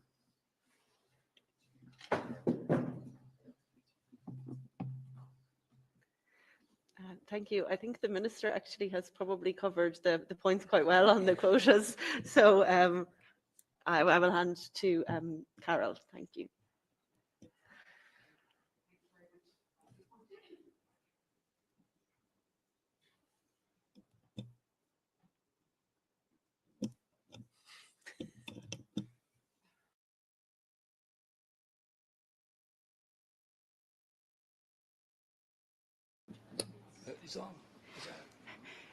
I just wanted to come back about the rapporteur's request in terms of the policy paper and to indicate that we can provide it. So it's about capacity development more broadly, including in terms of engaging in community structures, so and how to fund that. So it's about the whole range of potential participation.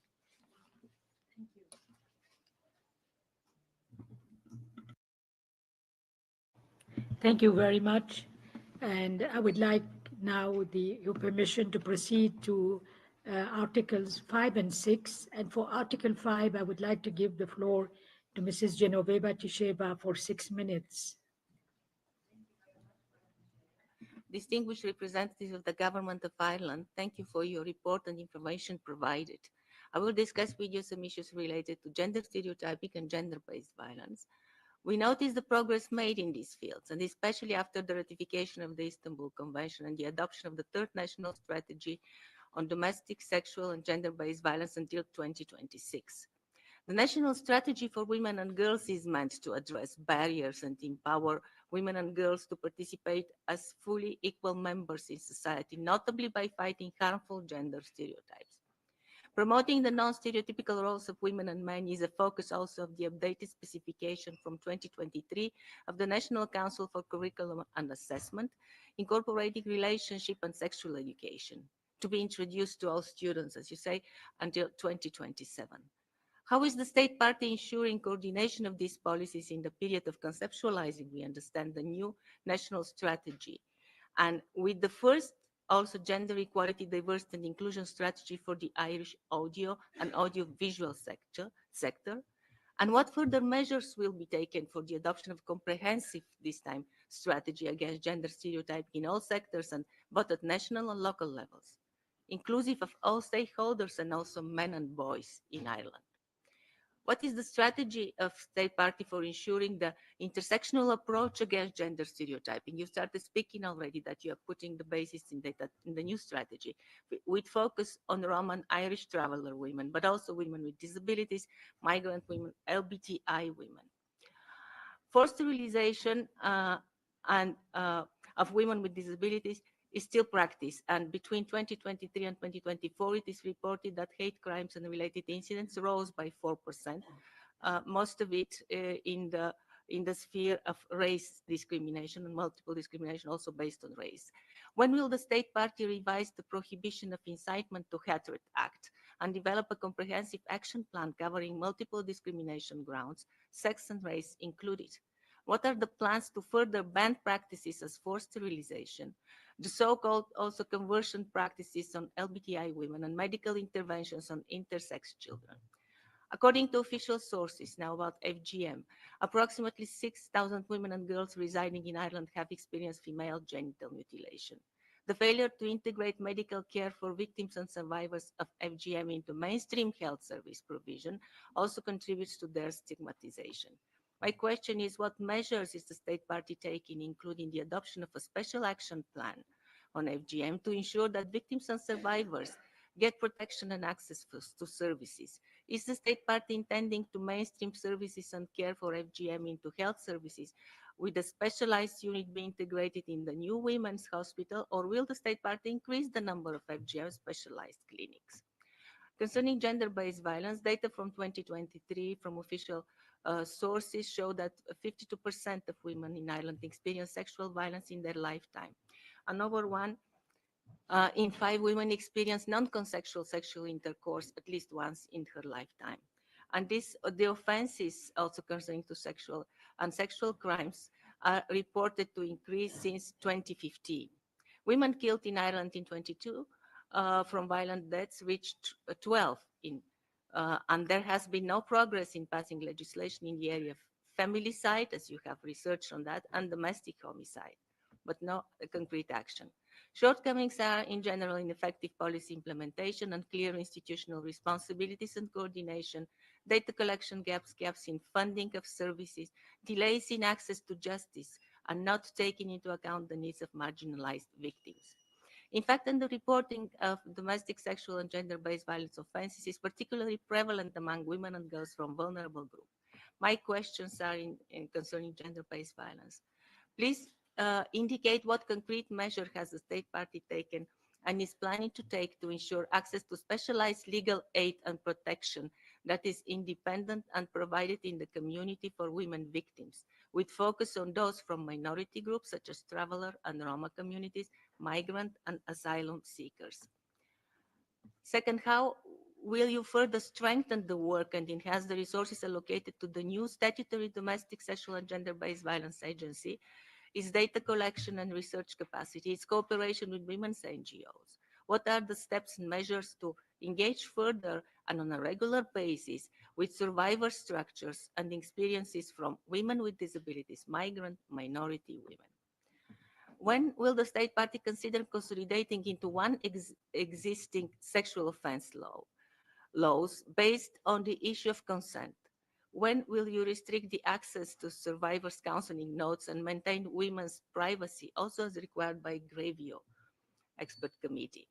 And finally, please provide your plans for ensuring sustainable and increase, and as our country rapporteur said, multi-annual funding for women's NGOs, which provide services for domestic sexual and gender-based violence victims, but included also for their institutional support and legal assistance to victims so much needed. Thank you very much.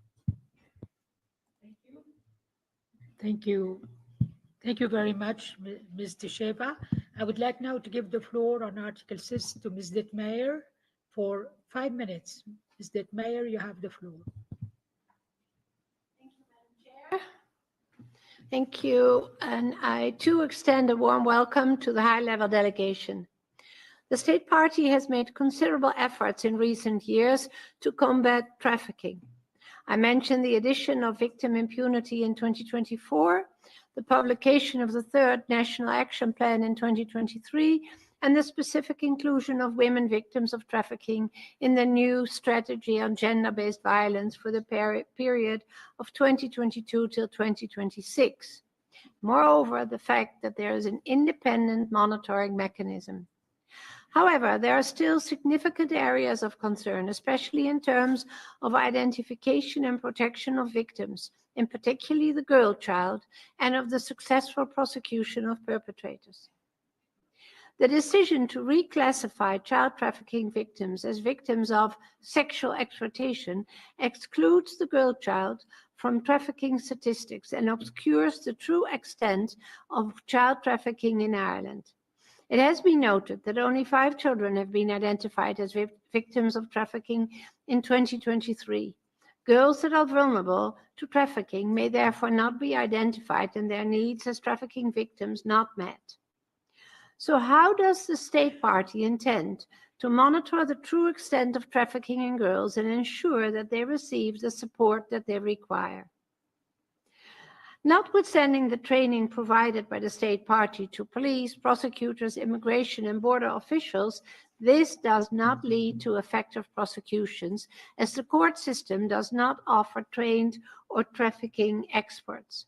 Both barristers and judges seem to have little familiarity with trafficking and traumas of victims. And believe me, as a former judge, I understand how difficult it is for the state party to train or otherwise train judges. But how does the state party plan to bring knowledge and expertise of trafficking into the courts in order to increase the number of prosecutions and convictions of trafficking perpetrators? Greta, the national rapporteur, and civil society continue to raise concerns regarding deficiencies in proactive victim identification. Moreover, the formal identification scheme excludes EEA nationals, including Irish nationals, and asylum seekers with pending applications. Also, the government requires a formal victim statement to the police to obtain a referral to access the NRM. The state party did not report identifying any Irish nationals. The committee notes the recently enacted Criminal Law Act of 2024 that broadens the identification of victims to identification by trusted partners. However, where this is definitely an important step forward, the amendment is not yet in force, and it also does not answer all the concerns mentioned above, especially as it seems that trusted partners identification might not equate to a statutory entitlement to support services based on Article 32(3) of the Act. There is currently no legally mandated psychological assistance for victims, and NGOs continue to report a lack of specialized services to address the physical and mental health needs of victims, as well as providing legal assistance. What steps is the state party taking to improve the identification of victims and ensure that no trafficking victim is excluded from receiving the services she requires, both concerning the identification and the offered services? The committee commends the state party for opening its first trafficking-specific NGO-operated shelter in November 2023. However, due to its limited capacity, most victims are placed in general mixed-gender housing for asylum seekers and refugees, which is not suitable to their needs. Will the state party open other trafficking-specific shelters or expand the existing one to accommodate the needs of all trafficking victims in the state party? The committee notes the efforts to reduce the demand for commercial sexual exploitation, inter alia, by decriminalizing the selling of sex services and criminalizing the purchase of them. However, according to a recent review between 2017 and August 2024, only 15 convictions of consumers of sex services were achieved. What steps is the state party planning to increase the prosecution and convictions of consumers of commercial sexual exploitation? Thank you, Madam Chair. Thank you. Thank you very much, Ms. Dittmeyer. And I would like now to give the floor back to the delegation to provide answers for Article 5 and Article 6. Thank you. Thank you, Chair, and I thank also for the questions. And I would now like to begin our response by calling on my colleague, Pat McCarthy, to begin our initial response. Thank you.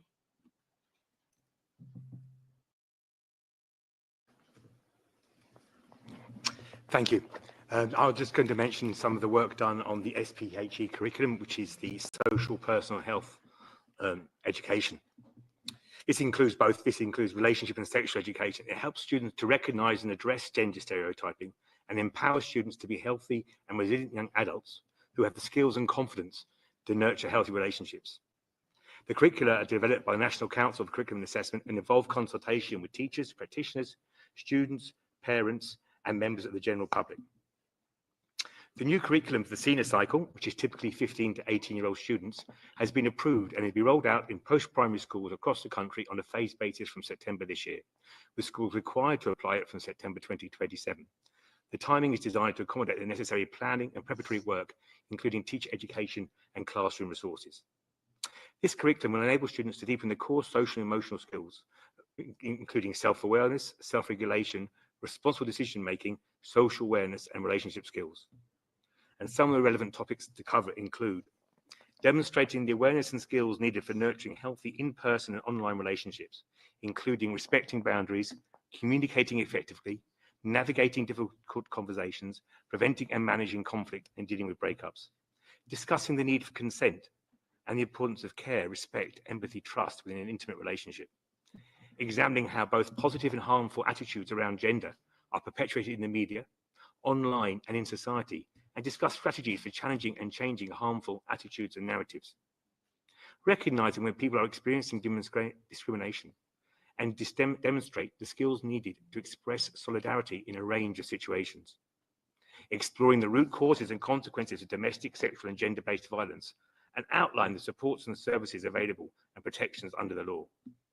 Understanding the components of sexual health, including fertility across its life cycle, reproductive choices, sexual functioning, safer sexual practices, possible responses to an unplanned pregnancy, and how to access sexual health information and services.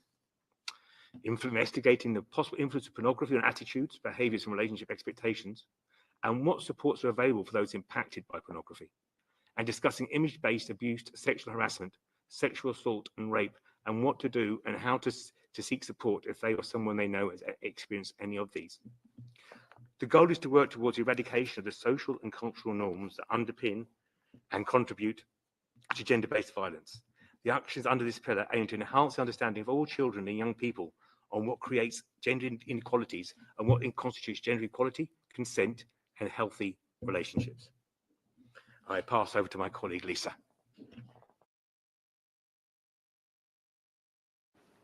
Thanks, Pat. So I'm just going to speak to you in relation to the National Strategy for Women and Girls and how we're going to work to combat negative gender stereotypes within that. So as part of the development of the new National Strategy for Women and Girls, we have convened an interdepartmental committee with representatives from each government department and a number of agencies associated with actions on women. As well as that, we also engage directly with our colleagues on the already published and implementation of the National Traveller and Roma Integration Strategy, the LGBTQI+ strategy that was published last week, and the soon-to-be published National Disability Inclusion Strategy. This is to ensure that the new National Strategy for Women and Girls has an intersectional approach. An action plan is to be developed following publication of the strategy in the coming months. And with that, we will look to also address some of the negative and restrictive norms. So norms of restrictive masculinities do form a barrier to achieving gender equality by limiting women's empowerment. So in 2021, to better measure and understand the impact of these norms, Ireland became the first country to apply the OECD framework on masculinities at a national level. We compiled data on relevant indicators that enabled the measurement of 10 norms of masculinities taken from the OECD framework and their prevalence in the population. This data was collected and analysed and published in our statistical spotlight number 6, Gender Norms in Ireland, and disseminated through the national media. From the results, it is clear that although significant progress has been made, restrictive views on gender roles and responsibilities continue to exist. And this process also highlighted the scarcity of data required to measure the prevalence of social norms and track progress. So though the results of this report indicate there's much work to be done in tackling harmful gender stereotypes, we will be looking to redo the application of the framework through the next National Strategy for Women and Girls, and look to seek to insert actions in which to address this. I'm now going to hand over to my colleague Brian. Thank you, Lisa, and colleagues. Brian Patton from the Department of Children, Disability and Equality. I'm going to just quickly follow up on Lisa's points to address some issues connected to the online space and the tackling of harmful online content like harassment and hate speech. Since our last appearance, Ireland has taken significant action in this regard, and we have established Commission Amman, Ireland's online safety and media regulator. The committee asked a specific question around the progress since the last report on the gender equality, diversity and inclusion policy work of Commission Amman through their strategy. So I'd just like to give this brief update to say that Commission Amman is providing media service providers, expects media service providers to take steps to facilitate greater inclusion in the sector. And the inaugural GEDI Forum for the media sector was held in April 2025. Key themes presented included authentic representation, collections and monitoring of EDI in the media, attracting and retaining new entrants, and breaking down barriers for minority groups to access careers in the sector. Commission Amman are also doing additional work, and I'm conscious I'm speaking very briefly in Irish to say that they published a report called Ceol na Man on Radio, which is the music of women on the radio, research aimed at supporting the Commission's understanding of broadcast of music performed and composed by Irish women on radio and approaches that support gender balance on the radio. The Commission also has a role in the development of guidance materials and educational initiatives, and I just want to point to one plan that they have, which will be in July. They will be launching a 4-week nationwide advertising campaign in cinemas across Ireland focused on the rights of users online, and this campaign will outline the ongoing importance of reporting illegal or harmful content on online platforms. I'm now going to hand over to my colleague Dilly, who's going to provide some answers in the area of health.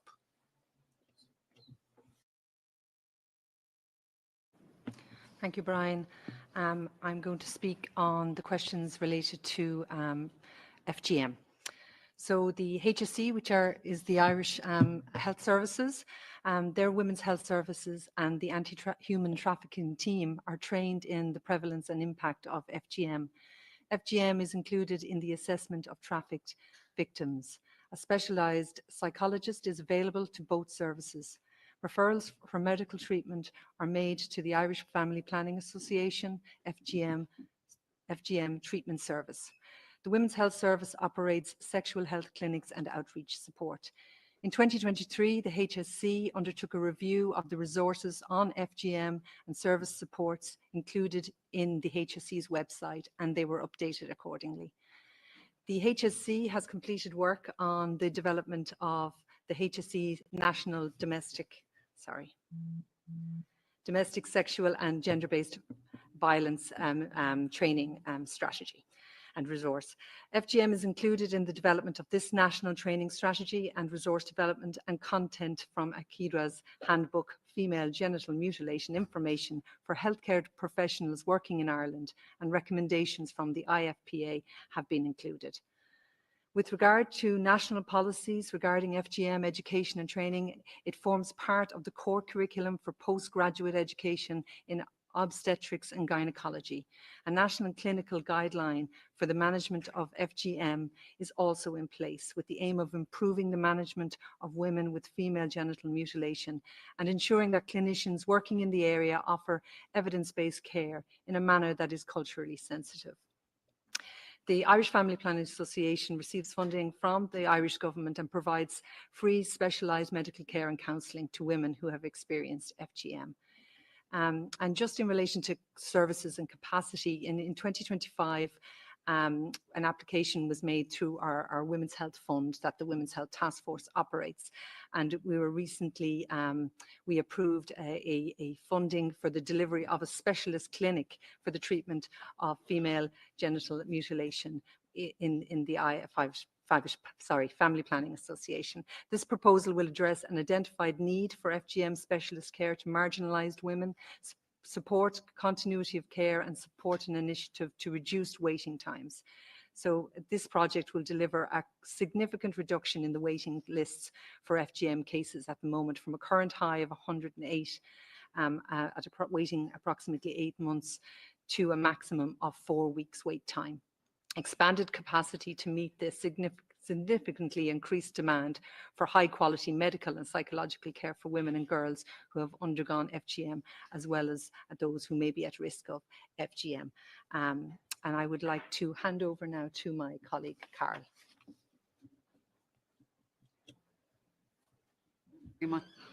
Thank you very much, Dilly. Answering the question on forced sterilisation, Ireland, as the Minister has indicated, has ratified the Council of Europe's Convention on Combating Gender-Based Violence and Domestic Violence, and forced sterilisation is a prohibited action under that convention and is criminalised. So just to inform the committee.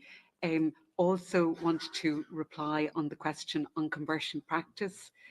Ireland is currently working on legislation to ban conversion practice. It is on the priority list for drafting in the current legislative session, so work being undertaken quite intensively on that. It is very much recognised that it inflicts strong harms on the people who undergo conversion practice, and that is recognised. Obviously, there are complex issues, including constitutional implications, for instance, for religious bodies. So they're currently being examined as part of that drafting process. And I hand to Lisa now, Lisa Doherty, who will answer some of the questions on domestic sexual and gender-based violence and on trafficking. Good morning, Lisa Doherty from the Department of Justice. There were quite a number of questions on the justice side that I hope I'll get to. The first, I think, was on the plans to update the prohibition of incitement to hatred legislation. Work is ongoing to transpose elements of EU law that are required to update that legislation. There is also plans to introduce the criminalization of cyber incitement to hatred or violence, specifically against women, which is a requirement under the new EU Violence Against Women Directive. So that legislative work is ongoing. In respect of the familicide study that was mentioned, as the committee may be aware, this study gave rise to over 200 recommendations, not all of which were internally consistent. And so quite a lot of work had to be done through a consultation process over the course of last year with families of the bereaved by familicide and domestic violence, and statutory agencies and other stakeholders to prioritize recommendations through that process. And domestic homicide reviews is a key outcome of that consultation and is being taken forward. We've been looking at the procedures and processes in other jurisdictions and how those could be applied in the Irish context. And so that work is very much a priority for the government, along with introducing multi-agency critical response teams and legislation that has already begun to be drafted on removing the guardianship rights of a parent who kills another parent. There was a question around consolidation of sexual offences laws into one single act. While we believe that it may be desirable to have one single body of law in respect of sexual offences, that wouldn't actually necessarily change the laws. And we do have quite a comprehensive set of sexual offences laws in place. Our prioritisation really has been around improving protections for victims and survivors, and ensuring that their journey through the criminal justice system does not give rise to further victimisation and traumatisation. The primary legislation around rape and sexual offences dates back to 1981 and is on a consent-based regime, which was quite ahead of its time. And since that period, we have been improving the legislation up to as recently as last year, putting in place special measures for victims of sexual offences in trial processes, such as screens and use of intermediaries, ensuring anonymity and exclusion of the public from trials in legislation that was introduced last year, vouching of character evidence, training of the judiciary, prosecutors, etc. All of this work has been ongoing in tandem with strengthening the legislation, adding a statutory definition of consent and other improvements to the body of law that is there. I'd also add that the Law Reform Commission in Ireland does revise all legislation so that it's actually very accessible to see all of the amendments and additions that have been made.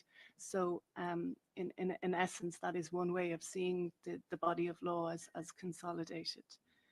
There was a question around disclosure of counselling records. This is obviously a very complex and sensitive balancing of individuals' rights.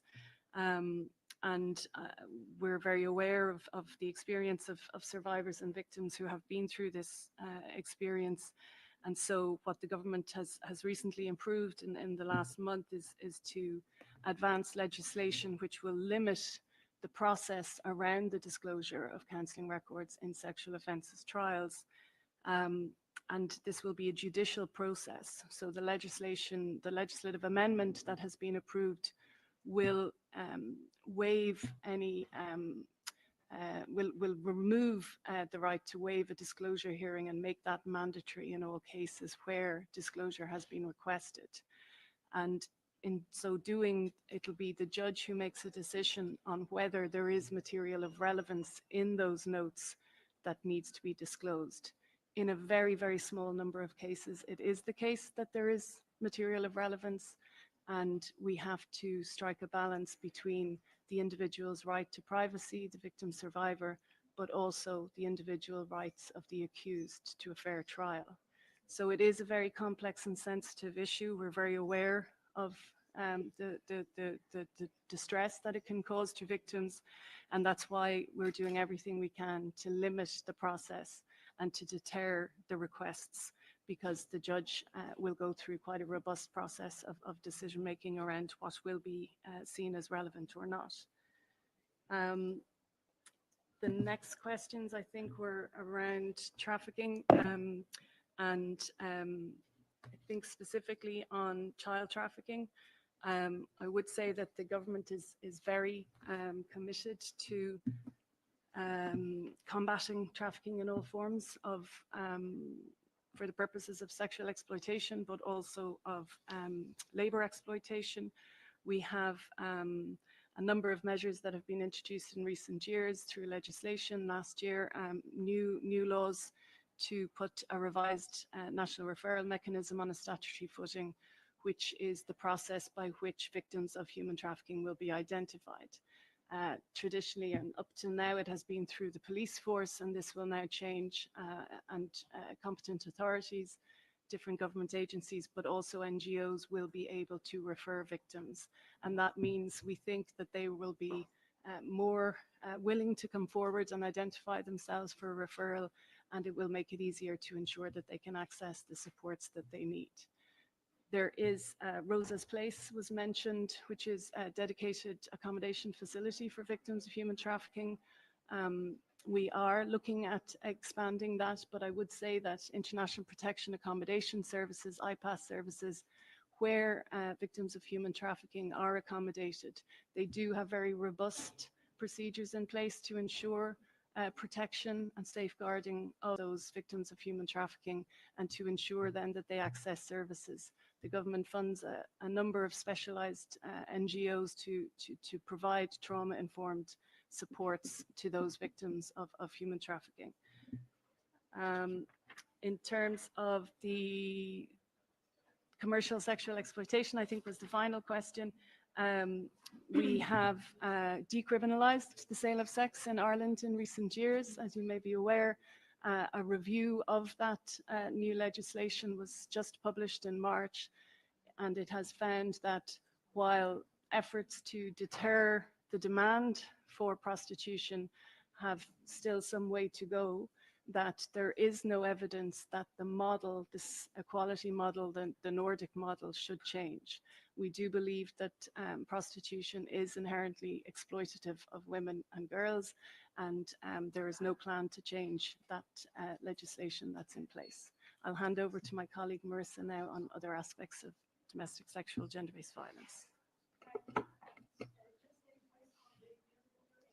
For a slower pace for interpretation, please. Sorry about that. And I know that the nuisance comes from outside, so it wasn't easy also for the speaker, but we're hoping to control it. Please, thank you. Passing to the wrong person for a slower delivery, but I will try. I'd like to briefly address the issues of multi-annual funding for the DSGBV sector, and then separately research and data collection in relation to domestic sexual and gender-based violence. DSGB funding increased to 70 million in budget 2025, representing a trebling of the budget for DSGBV since 2020, and we do provide multi-annual commitments to the funded services in Ireland. We are, for the first time, establishing a process and a platform to collate and establish service activity and to finance improved monitoring of the processes going forward. This will essentially, when it's complete, provide for the first time a snapshot of DSGBV funded organisations, their service outputs and their service needs, to address also the specific areas of intersectionality and multiple marginalities identified here today, including women from traveller and Roma backgrounds, women with minority ethnic status, women with disabilities and other groups.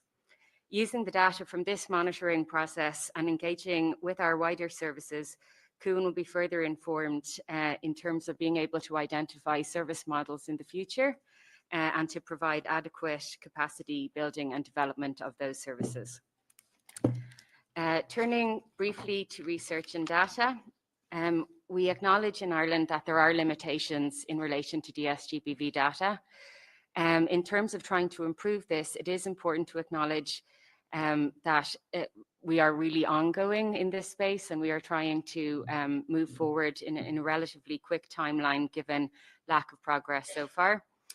There is a lack of data harmonisation and categorisation of offences, which can undermine the comparability and coherence of DSGB to DSGBV data. The Department of Justice, Home Affairs and Migration Data as a Driver Group was established in 2023 as part of the department's sectoral strategy to promote and enhance the analytical capabilities and standards of criminal justice-related data. It has been working in partnership with the CSO, and this work has included promoting the development of shared and consistent definitions of sexual violence related offending and concepts relating to criminal justice data. We have also been working to establish partnerships and initiatives to provide an evidence-based and informed response to DSGBV that integrates the lived experience of victim survivors and challenges assumptions through rigorous data and analysis. At a national level, work has commenced to conduct a national prevalence survey on domestic and sexual violence and abuse, and data from the CSO Sexual Violence Survey undertaken in 2022 provides a measure of the prevalence of sexual violence in Ireland. In addition to national prevalence surveys, standardising the data collected by supported services to monitor trends over time and ensure meaningful comparisons can be made is critical. In this regard, it is our priority to establish the structures and systems that will allow us to work with services we fund to support the standardisation of data collection and use this to inform policy and excellence in service delivery for victims and survivors. Lastly, just to note, at a European level, CUAN is also engaging at international and European level and participating in the European Institute for Gender Equality, IGA, ad hoc task force as part of Article 44 of the EU Directive on combating violence against women and domestic violence. The directive introduces a range of obligations for member states, including the systemic collection of administrative data as stipulated under Article 44. And now I'll pass back to my colleague, Lisa. Apologies, I didn't get to the question on prosecution of those engaged in trafficking.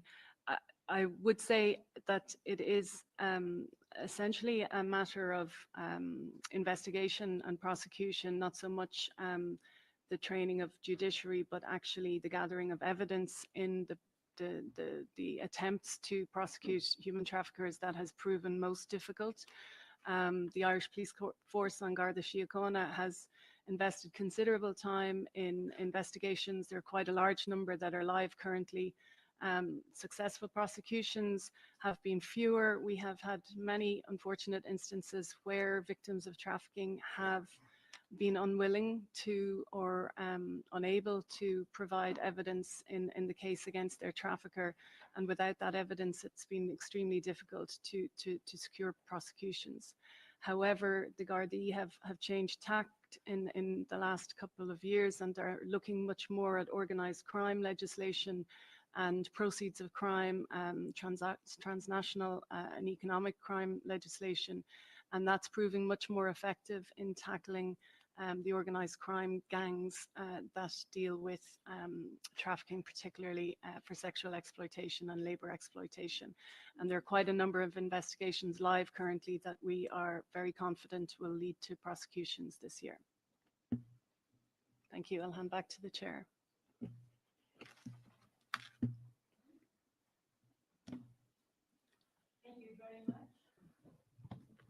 I would like to give the floor now for follow-up question to Mrs. Pia Comella, followed by Mrs. Acker. Please, you have the floor. Followed by Ms. Detmeyer. Yes. Thank you, Madam Chair, and I'm mindful of the time, and I think this can be followed up in written because this is more so that we can give an informed recommendation in the concluding observations. The committee first takes good note, and we thank the state party for being proactive in addressing the conversion practices. So if it's possible to know what the process would like, you were saying that it will take longer because it will have to have a constitutional amendment. That's fine. No. So if we could have just the process, the timeline, so this way we'll know how to best address this in terms of recommendations in the concluding observations. We took good note and we congratulate the state party again in not waiting for a single rape act and take the special measures. If we could have more information, maybe a link on these special measures. So this way we will also see if the protection measures indeed go in the spirit of what a unified Rape Act would provide. So this, Madam Chair, can be in written because it will help us with the COPs. And thank you for the good news in a way. Thank you. I still think we have time for oral reply, so we're not really stressed for time. If they wish to take the floor on this question, unless the delegation prefers to answer in writing, it's up to you. Madam Hacker, please. Follow up on stereotypes and two on sexual violence. So on stereotype, if I understand correctly, and please forgive me and excuse me and correct me if I got it wrong, but the law of Ireland still holds the definition of illegitimate child. This is especially worrying, taking into account that 42% of children are born to unmarried women. Legal status of a child based on its parental marital status, as well as the legal consequences of sole legal custody for the mother and harsher temporal conditions for child support obligation of the father, are all traces of outdated stereotypes against unmarried mothers and their children. Hence, I wish to know if the state party plans to abolish the legitimate child status and legal discriminations against children of unmarried parents. On sexual violence, what does the state party plan to do to ensure that girls and women are able to place charges against the person who put drugs in their drink and against those who use their housing dire state for sexual abuse? If I'm not wrong, these two issues were discussed but not resolved. And lastly, we heard that a very high rate of women in prison are victims of former gender violence. What services are provided to these women while in prison and after they are released? Thank you. Thank you, Mrs. Hacker. I'd like to give the floor now to Ms. Detmeyer, please. Madam Chair, I'm glad that the state party is expanding the shelters. I'm glad to hear that. I didn't really hear an answer to the monitoring and the data collection of the girl child as a victim of trafficking. And it is very good that they get that they're being treated and that they get help, but we also have to know how many there are, because that is the start of a good program for trafficking of girl childs. Now,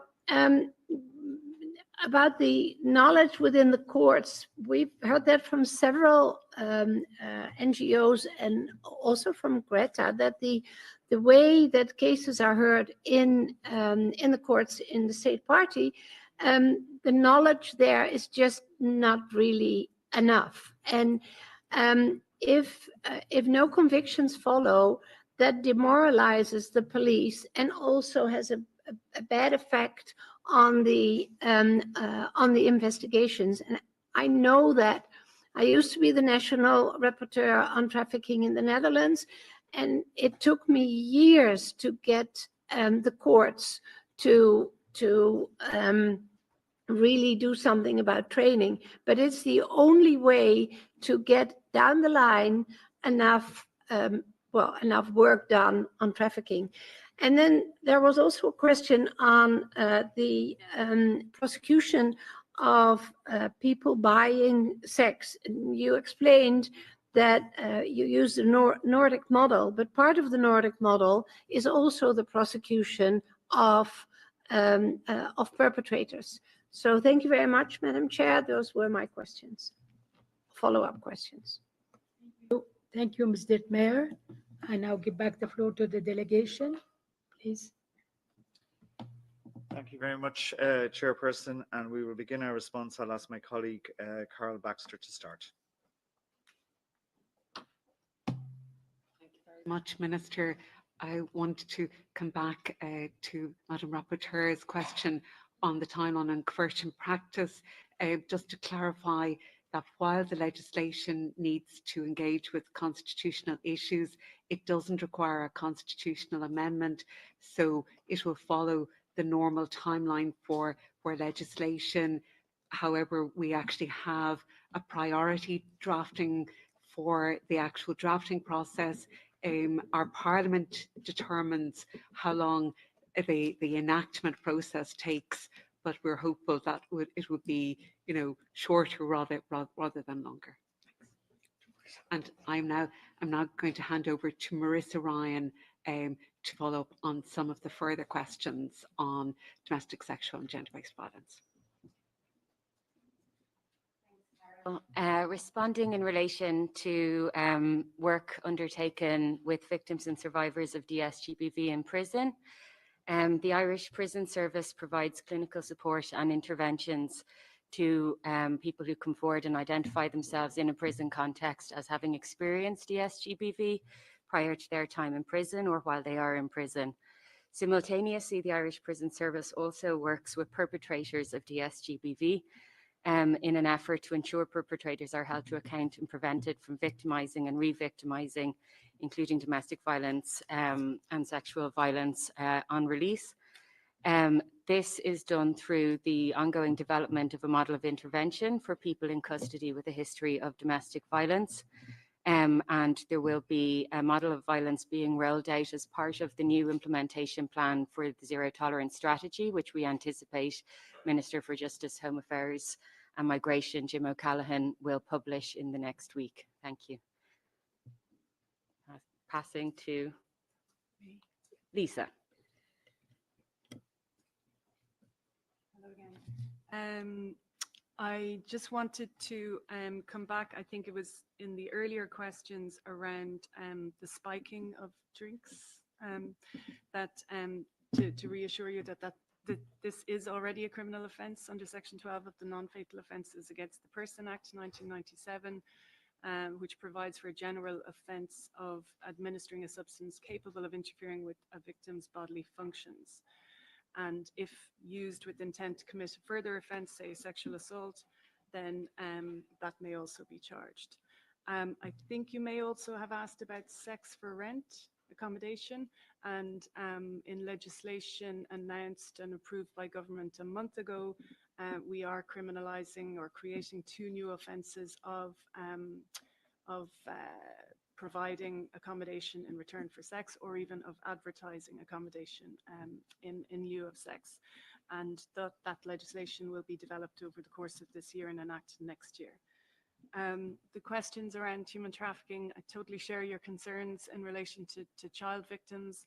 You asked for statistics, and I can tell you that last year, of the 67 persons formally identified as victims of human trafficking, 10 of those were children. We have included under the plans for the revised national referral mechanism child-specific measures. Within that, it's a big part of the third national action plan to combat human trafficking is also addressing child trafficking. We're very conscious that it's women and girls who are most impacted by human trafficking in Ireland, and that's why the operational guidelines for the revised NRM will have a specific chapter around children. The question of prosecution, again, coming back to my earlier point about the difficulties in gathering evidence, we have had a series of training programs with the judiciary in recent years. This is managed, we have separation of powers in Ireland, and the Judicial Council manages the training of judges, but there has been a very strong focus on all aspects of domestic, sexual and gender-based violence within that. And there are plans also, and since the establishment of a specific sexual offences unit within the Director of Public Prosecutions, there has been a concerted effort to roll out training for all prosecutors within that. And on the question around the Nordic model and the purchasing of sex, what we are seeing again is issues with enforcement and difficulties in gathering evidence to be able to pursue those purchasing sex. This has been the case in Sweden and elsewhere. And one of the recommendations that came out of the review I mentioned in March is that we look at fixed charge notices and increasing penalties so that the police force, the Gardaí, can issue those on the spot. Prostitution has moved very much indoors in Ireland in recent years. It's not on the street. It's much more difficult, therefore, to have that evidence. But there is an intention also to look at being able to search mobile phone devices and to look at other enforcement powers that could be improved so that those prosecutions can increase. I'm handing over, I think, for the next questions to Karen, sorry.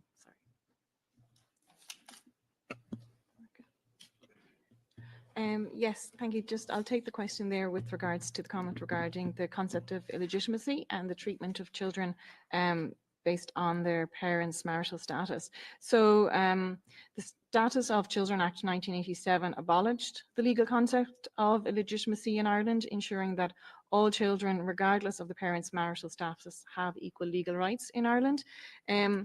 Specifically within the kind of access to social welfare supports, the schemes across the Department of Social Protection in Ireland do not discriminate access to supports based on the children's or the parents' marital status. The one exception in this was the kind of the widows, widowers and surviving civil partners contributory and non-contributory pension and the widowed and surviving civil partner parent grant. And there was a Supreme Court decision in January of last year that these schemes were found that they were inconsistent to the Constitution insofar that it excludes the claimant of parents of dependent children from a category of pensions where there was entitlement for those who were married. In light of that Supreme Court decision, the Government of Ireland has brought forward a bereaved partners pension bill, which is currently making its way through the legislative process, which would ensure that those parents of children where they are bereaved and they are not married but cohabiting, so that if they meet the necessary conditions, they would have an equal entitlement to that pension. So that would be, I suppose, the final piece where there is that distinction. So just to kind of clarify where Ireland is with regard to that. And I'm going to hand back over to the chair. Thank you very much.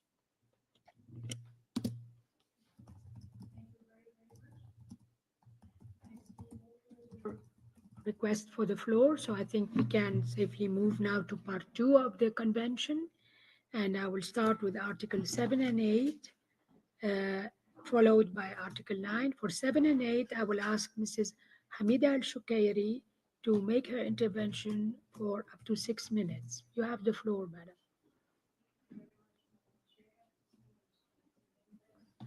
Mic, please.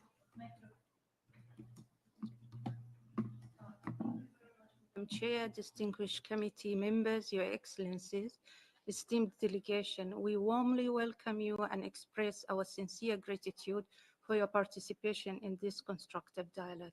We acknowledge the state parties' effort to promote gender equality in public life, including the adoption of gender quotas and increased female representation in senior public administration, now at 41.8%. The appointment of the first female Speaker of the Dáil is also a meaningful step toward inclusive leadership. Congratulations. However, gender parity remains far from being achieved in decision-making positions. Data show women occupy only 21.4% of ministerial roles, please correct me if I'm mistaken, and 25% of parliamentary seats, both figures falling below the European Union average, where women represent 33.4% of national parliaments and 35.1% of government roles. Their representation in the judiciary stands at 33%, in the defense or security forces at 7.5%, and in the private sector, women account for only 19% of senior executives. We also note Ireland's commitment to the women, peace and security agenda, yet the lack of sex disaggregated data in the foreign services limits effective oversight and accountability.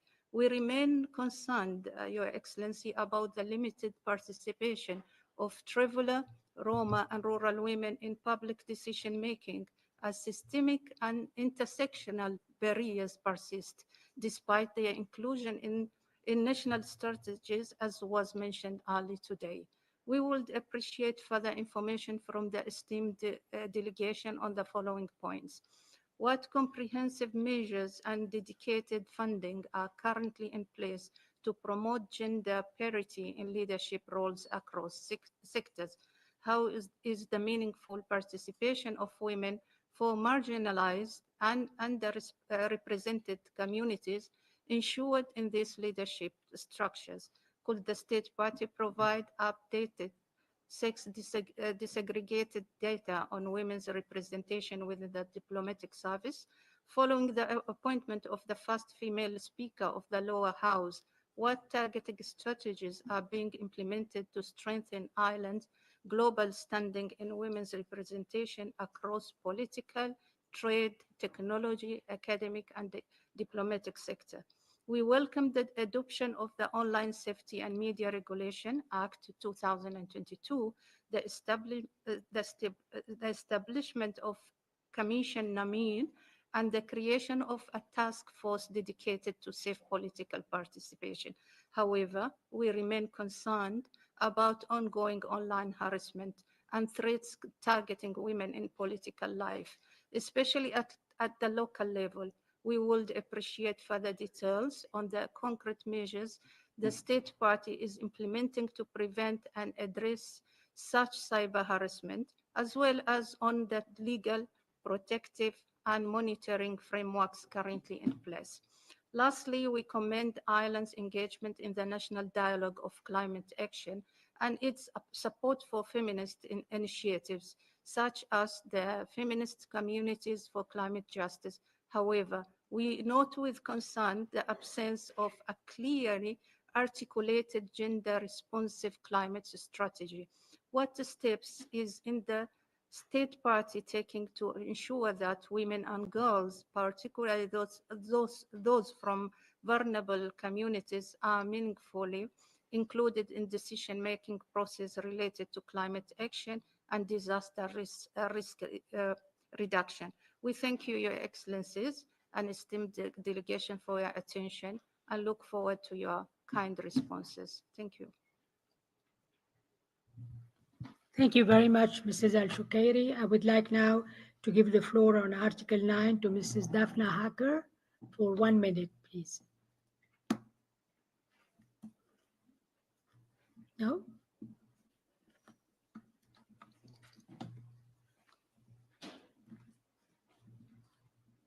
So no question on the Article 9? 1 minute.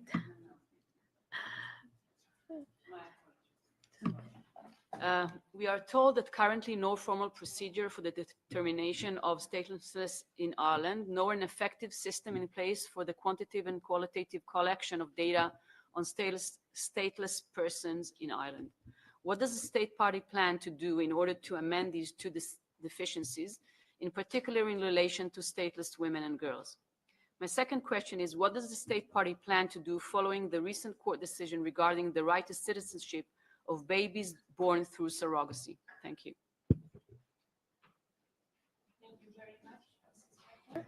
Now I give back the floor to the delegation for Articles 7 and 8 and 9, please. Thank you very much, Chair. And again, thank you for the questions. And I would now like to start our reply by calling on my colleague, Jean Ann. Thank you, Minister. Just to reply to the question, I think we have already covered a lot of the issues around the electoral participation, and we've given that information already. So if there are particular interest in that, I can hand, if not, then I can hand over to my colleague Roisin.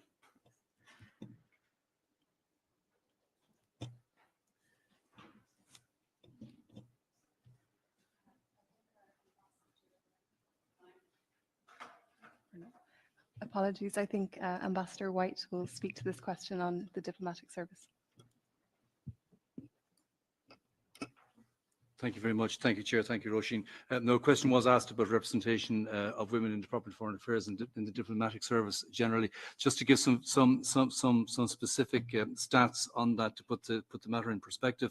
At this stage, women currently represent 49% of the department's senior management. That's at principal officer and above level, and that's a figure that has risen from 35% in 2017. At the moment, for our heads of mission abroad, women represent 54% at heads of mission, and that's a figure that's up from 29% in 2017. And I can add, of course, that women ambassadors are leading teams in key positions, including Washington DC, Tehran, Tel Aviv, Amman, Cairo, and I could go on. In Brussels, at our permanent representation to the EU, both the permanent representative and the deputy permanent representative are both women. Women represent 45% of those at assistant secretary, that's director general level and above, and women represent 45% of the department's management board. Work still to be done, but I think we're heading in the right direction. Thank you.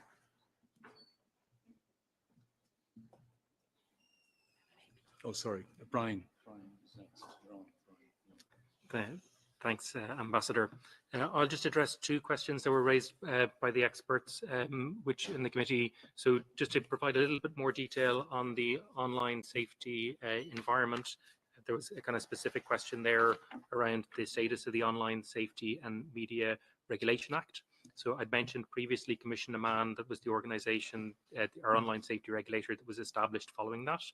So the status of, and Commission Amman is at the heart of Ireland's emerging online safety framework, and it comprises that OSMR Act, the EU Digital Services Act, and the EU Terrorist Content Online Regulation. So there are three structures that are connected to Commission Amman.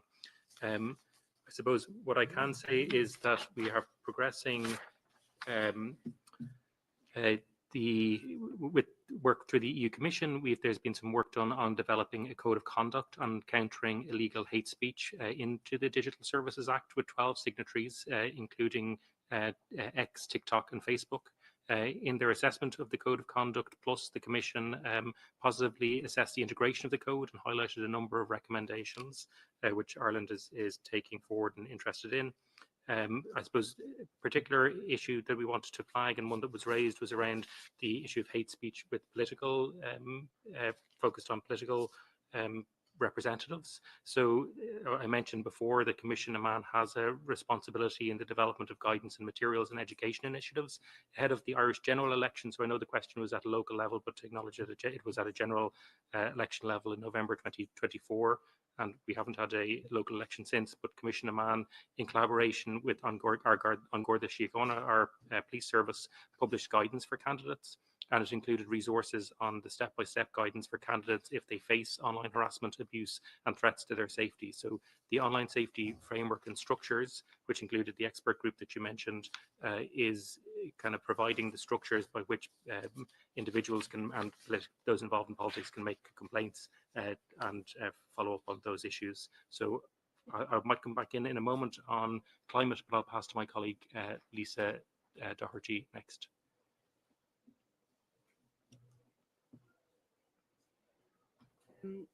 On the question of stateless persons, I think we will have to come back in writing on that, if that's okay.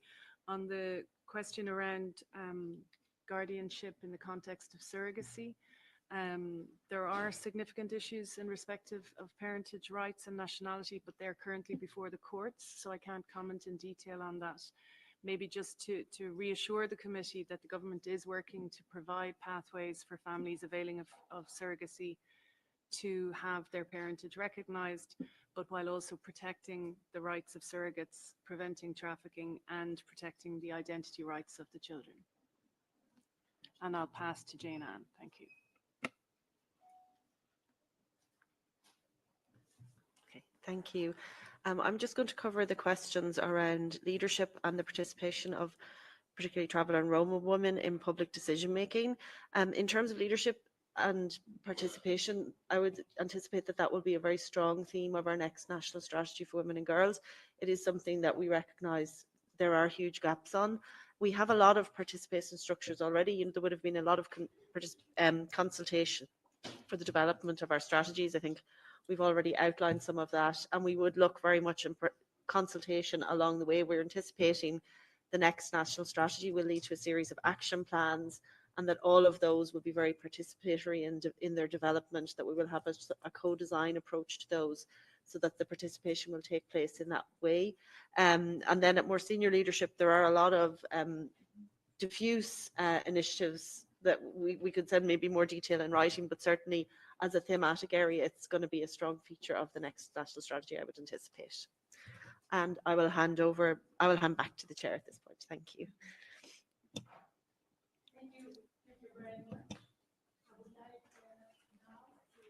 Move, with your permission, to part 3 of the convention, and we will take, hopefully before lunch, 2 questions to see if we are going to answer them before 1 o'clock or not. Maybe we can take the question and then leave the reply for after lunch.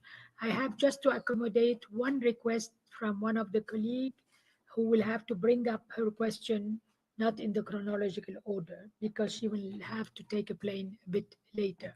So we'll start first with Article 10, and we take the question from Mrs. Pia Comella on education for 3 minutes. Merci, Madame la Présidente. Thank you, Madam Chair. Article 10, and I know this is totally uncharted, but the statistics of female participation in the diplomacy are outstanding. Would be good to advertise them. Thank you. Back to education, where we start with promoting female leadership. Mr. Minister, the committee congratulates the State Party for the legislative accomplishments made in the field of education, notably by adopting the 2019 National Framework for Higher Education Institutions and the 2022 Higher Education Authority Act. The committee notes with satisfaction the progresses made towards incorporating gender equality in school curricula in the junior and senior cycles. However, the committee regrets that no reform has been made in primary education curricula in this regard. The committee would like to know if the State Party considers reforming the curriculum for primary education so to incorporate gender equality. The committee also notes with satisfaction the efforts towards increasing the education attainment among girls belonging to linguistic and ethnic minority groups following the Traveller and Roma education strategy, as you mentioned at the beginning, Mr. Minister, and the implementation thereafter for the 2024-2026 plan. The committee would like to encourage the State Party in this regard, and to that effect, we would like to know what measures are being taken to ensure equal access to education, including considering removing the past-pupil criterion. Mr. Minister, while we know that there has been a significant reform to incorporate gender equality in the junior cycle since 2024, the senior cycle includes education on relationships and sexuality, we note with concerns that teaching materials for all levels to promote values of gender equality and non-violence are still not fully implemented, and therefore may exclude teaching on topics such as same-sex relationships, gender identity, and abortion. Can the State Party indicate and update the committee on the steps taken to ensure that the teaching materials for all levels of school to promote gender equality and non-violence will be fully implemented? Is the State Party considering implementing uniform age-appropriate sex and reproductive education, including topics such as contraception, abortion, consent, sexual orientation, and gender identity from the primary education on? I thank you. Thank you very much, Madam Pia Comella. And I see the current situation. I think I will go with the normal order, which means I will give the floor now to, on Article 11, to Mrs. Akizuki for 5 minutes, and then we will follow in the afternoon. Please, you have the floor. Thank you, Madam Chair. And I also warmly welcome the high-level delegation from Ireland. I address Article 11 on employment issues, and I have mainly 3 issues. First, regarding gender pay gap and employment disparities. The committee welcomes the reduction of the gender pay gap to 9.6% in 2022 and extension of gender pay gap reporting requirement to organizations with more than 50 employees beginning in 2025. However, it notes with concern that 18.3% of women are in low-paid employment compared to 12% of men, and also that women constitute 60% of all low-paid workers. So my questions are, what concrete outcomes have resulted from the gender pay gap reporting introduced in 2022? And what enforcement mechanisms are in place to ensure private sector compliance with equal pay obligations? What specific measures has been taken to ensure full alignment with the EU pay transparency directives by 2026? What policy and legislative measures have been implemented to address the barriers women, particularly structurally vulnerable women, face in accessing decent work, including the need for statutory right to collective bargaining?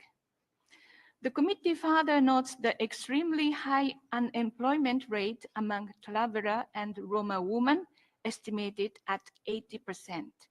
So what targeted interventions are being implemented to reduce the unemployment rate and to expand social security and labor protection among traveler and Roma women? The committee also expressed concern over the gender pension gap, which remains at approximately 36%. So are there any plans to introduce a universal state pension system to address gender disparities in pension entitlement? Second, regarding the child care and the parental responsibilities, the committee welcomes the increased investment in child care services, the expansion of paid paternity leave, parental leave, and the introduction of breastfeeding breaks. Nonetheless, it remains concerned that unequal distribution of unpaid care work and the high cost of childcare continue to hinder women's full and equal participation in the labor market. So what measures and strategies are being implemented to ensure access to affordable childcare for all children and to encourage greater uptake of parental leave by men? How is the state party working to challenge traditional gender roles and promote women's labor force participation by alleviating their dual burden of paid and unpaid work? What does the state party intend to ratify ILO Convention number 156 on workers with family responsibilities and number 183 on maternity protection? Finally, regarding the workplace sexual harassment, according to the state party's report, approximately 54% of sexual harassment complaints are withdrawn by complainant during or after the adjudication or mediation process. So could the state party elaborate on the underlying reasons for the high rate of withdrawal sexual harassment complaint? And finally, what measures are being undertaken to strengthen support for victims and ensure effective redress in case of workplace sexual harassment? I thank you, the delegation. Mrs. Akizuki, I would like now to give back the floor to the delegation to answer questions under Article 10 and 11. Thank you very much, Chair, and thank you obviously for the questions. I'd now like to start our response by calling on my colleague, Pat McCarthy.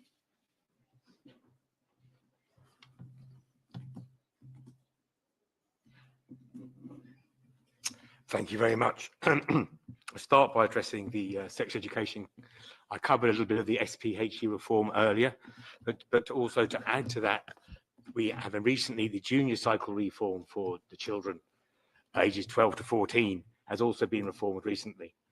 The training for the deliverers of this, teachers deliver this, is available online for them. There is a, pardon me, I'm sorry. Online, there's a curriculum online service so that all teachers can have access to the curriculum available there. We have a teacher training service called IDJA, and they provide professional learning events. So the professional events are open to teachers to come along and get updates on the new curricula as they come through, and to make sure that they all have things. This covers very much an age-appropriate basis. The curriculum is very much devised on an age-appropriate basis. That's why it's a different curricula for the junior cycle and the senior cycle. When it comes to the primary wellbeing specification, is also being updated at the moment and will be published shortly. I do not have the details as to what it covers in regards to sexual education, but obviously this for children up to the age of 12. So it will certainly be very small on that side of things to be the age appropriate side of things. So to keep things moving there.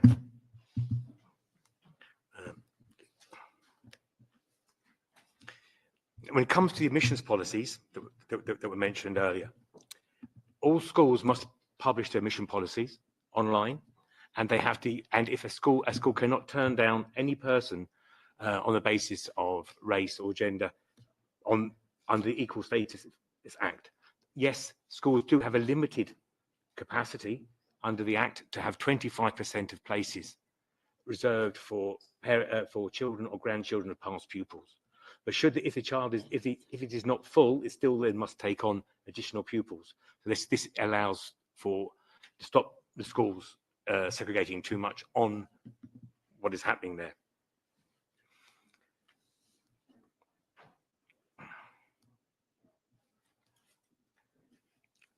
We are very conscious that we have to have a completely open and free education system that's applicable to all students, regardless of race, ethnic minority, religion, or gender. I think I will pass over to my colleague, Jane Ann. Sorry, Kieran. Apologies.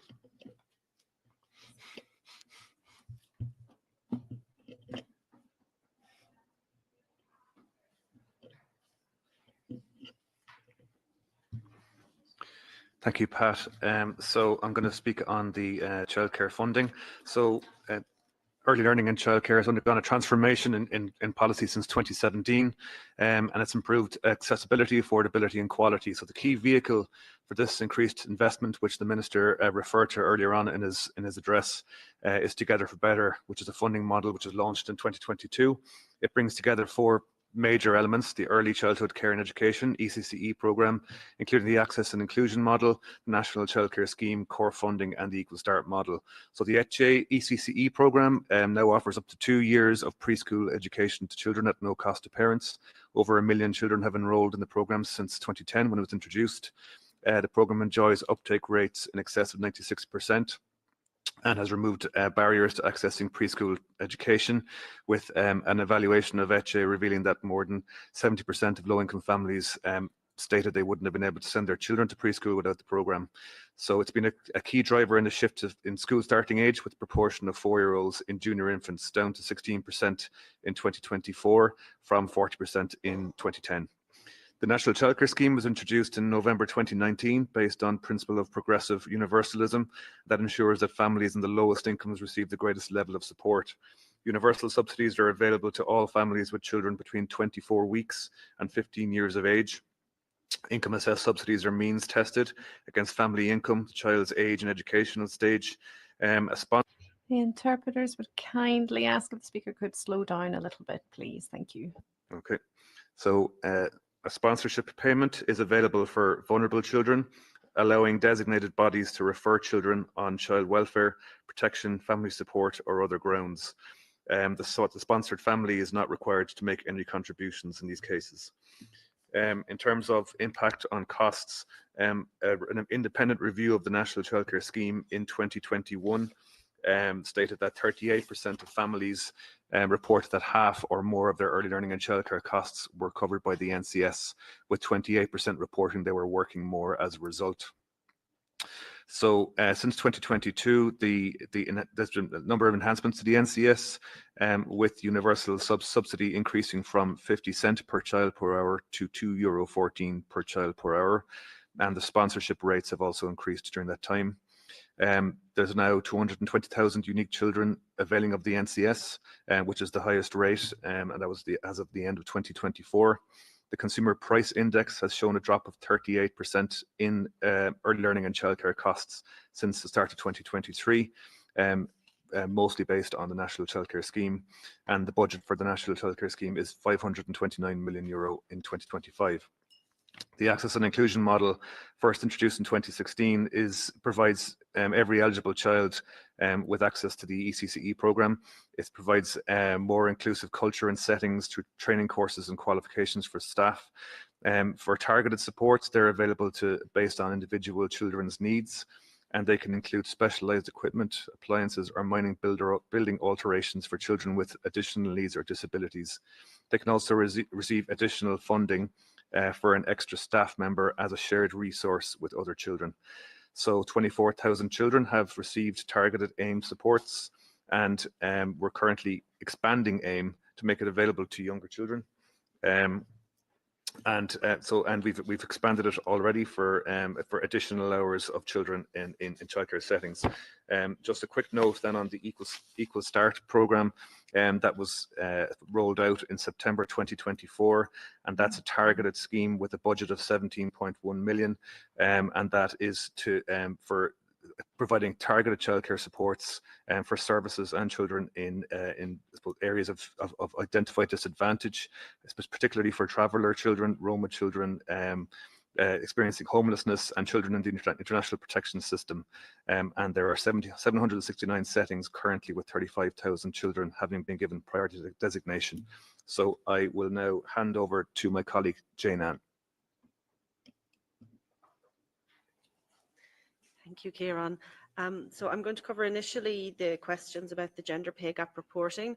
So on the question about concrete outcomes from the gender pay gap reporting, one of the features of gender pay gap reporting is not just that employers report on the statistics of their gender pay gap, it's also that they report on the drivers behind their own gender pay gap and the steps they're taking to address it. So that already has an effect in that it requires the employer themselves to think about why they might have the gender pay gap that they have and the steps that they could take.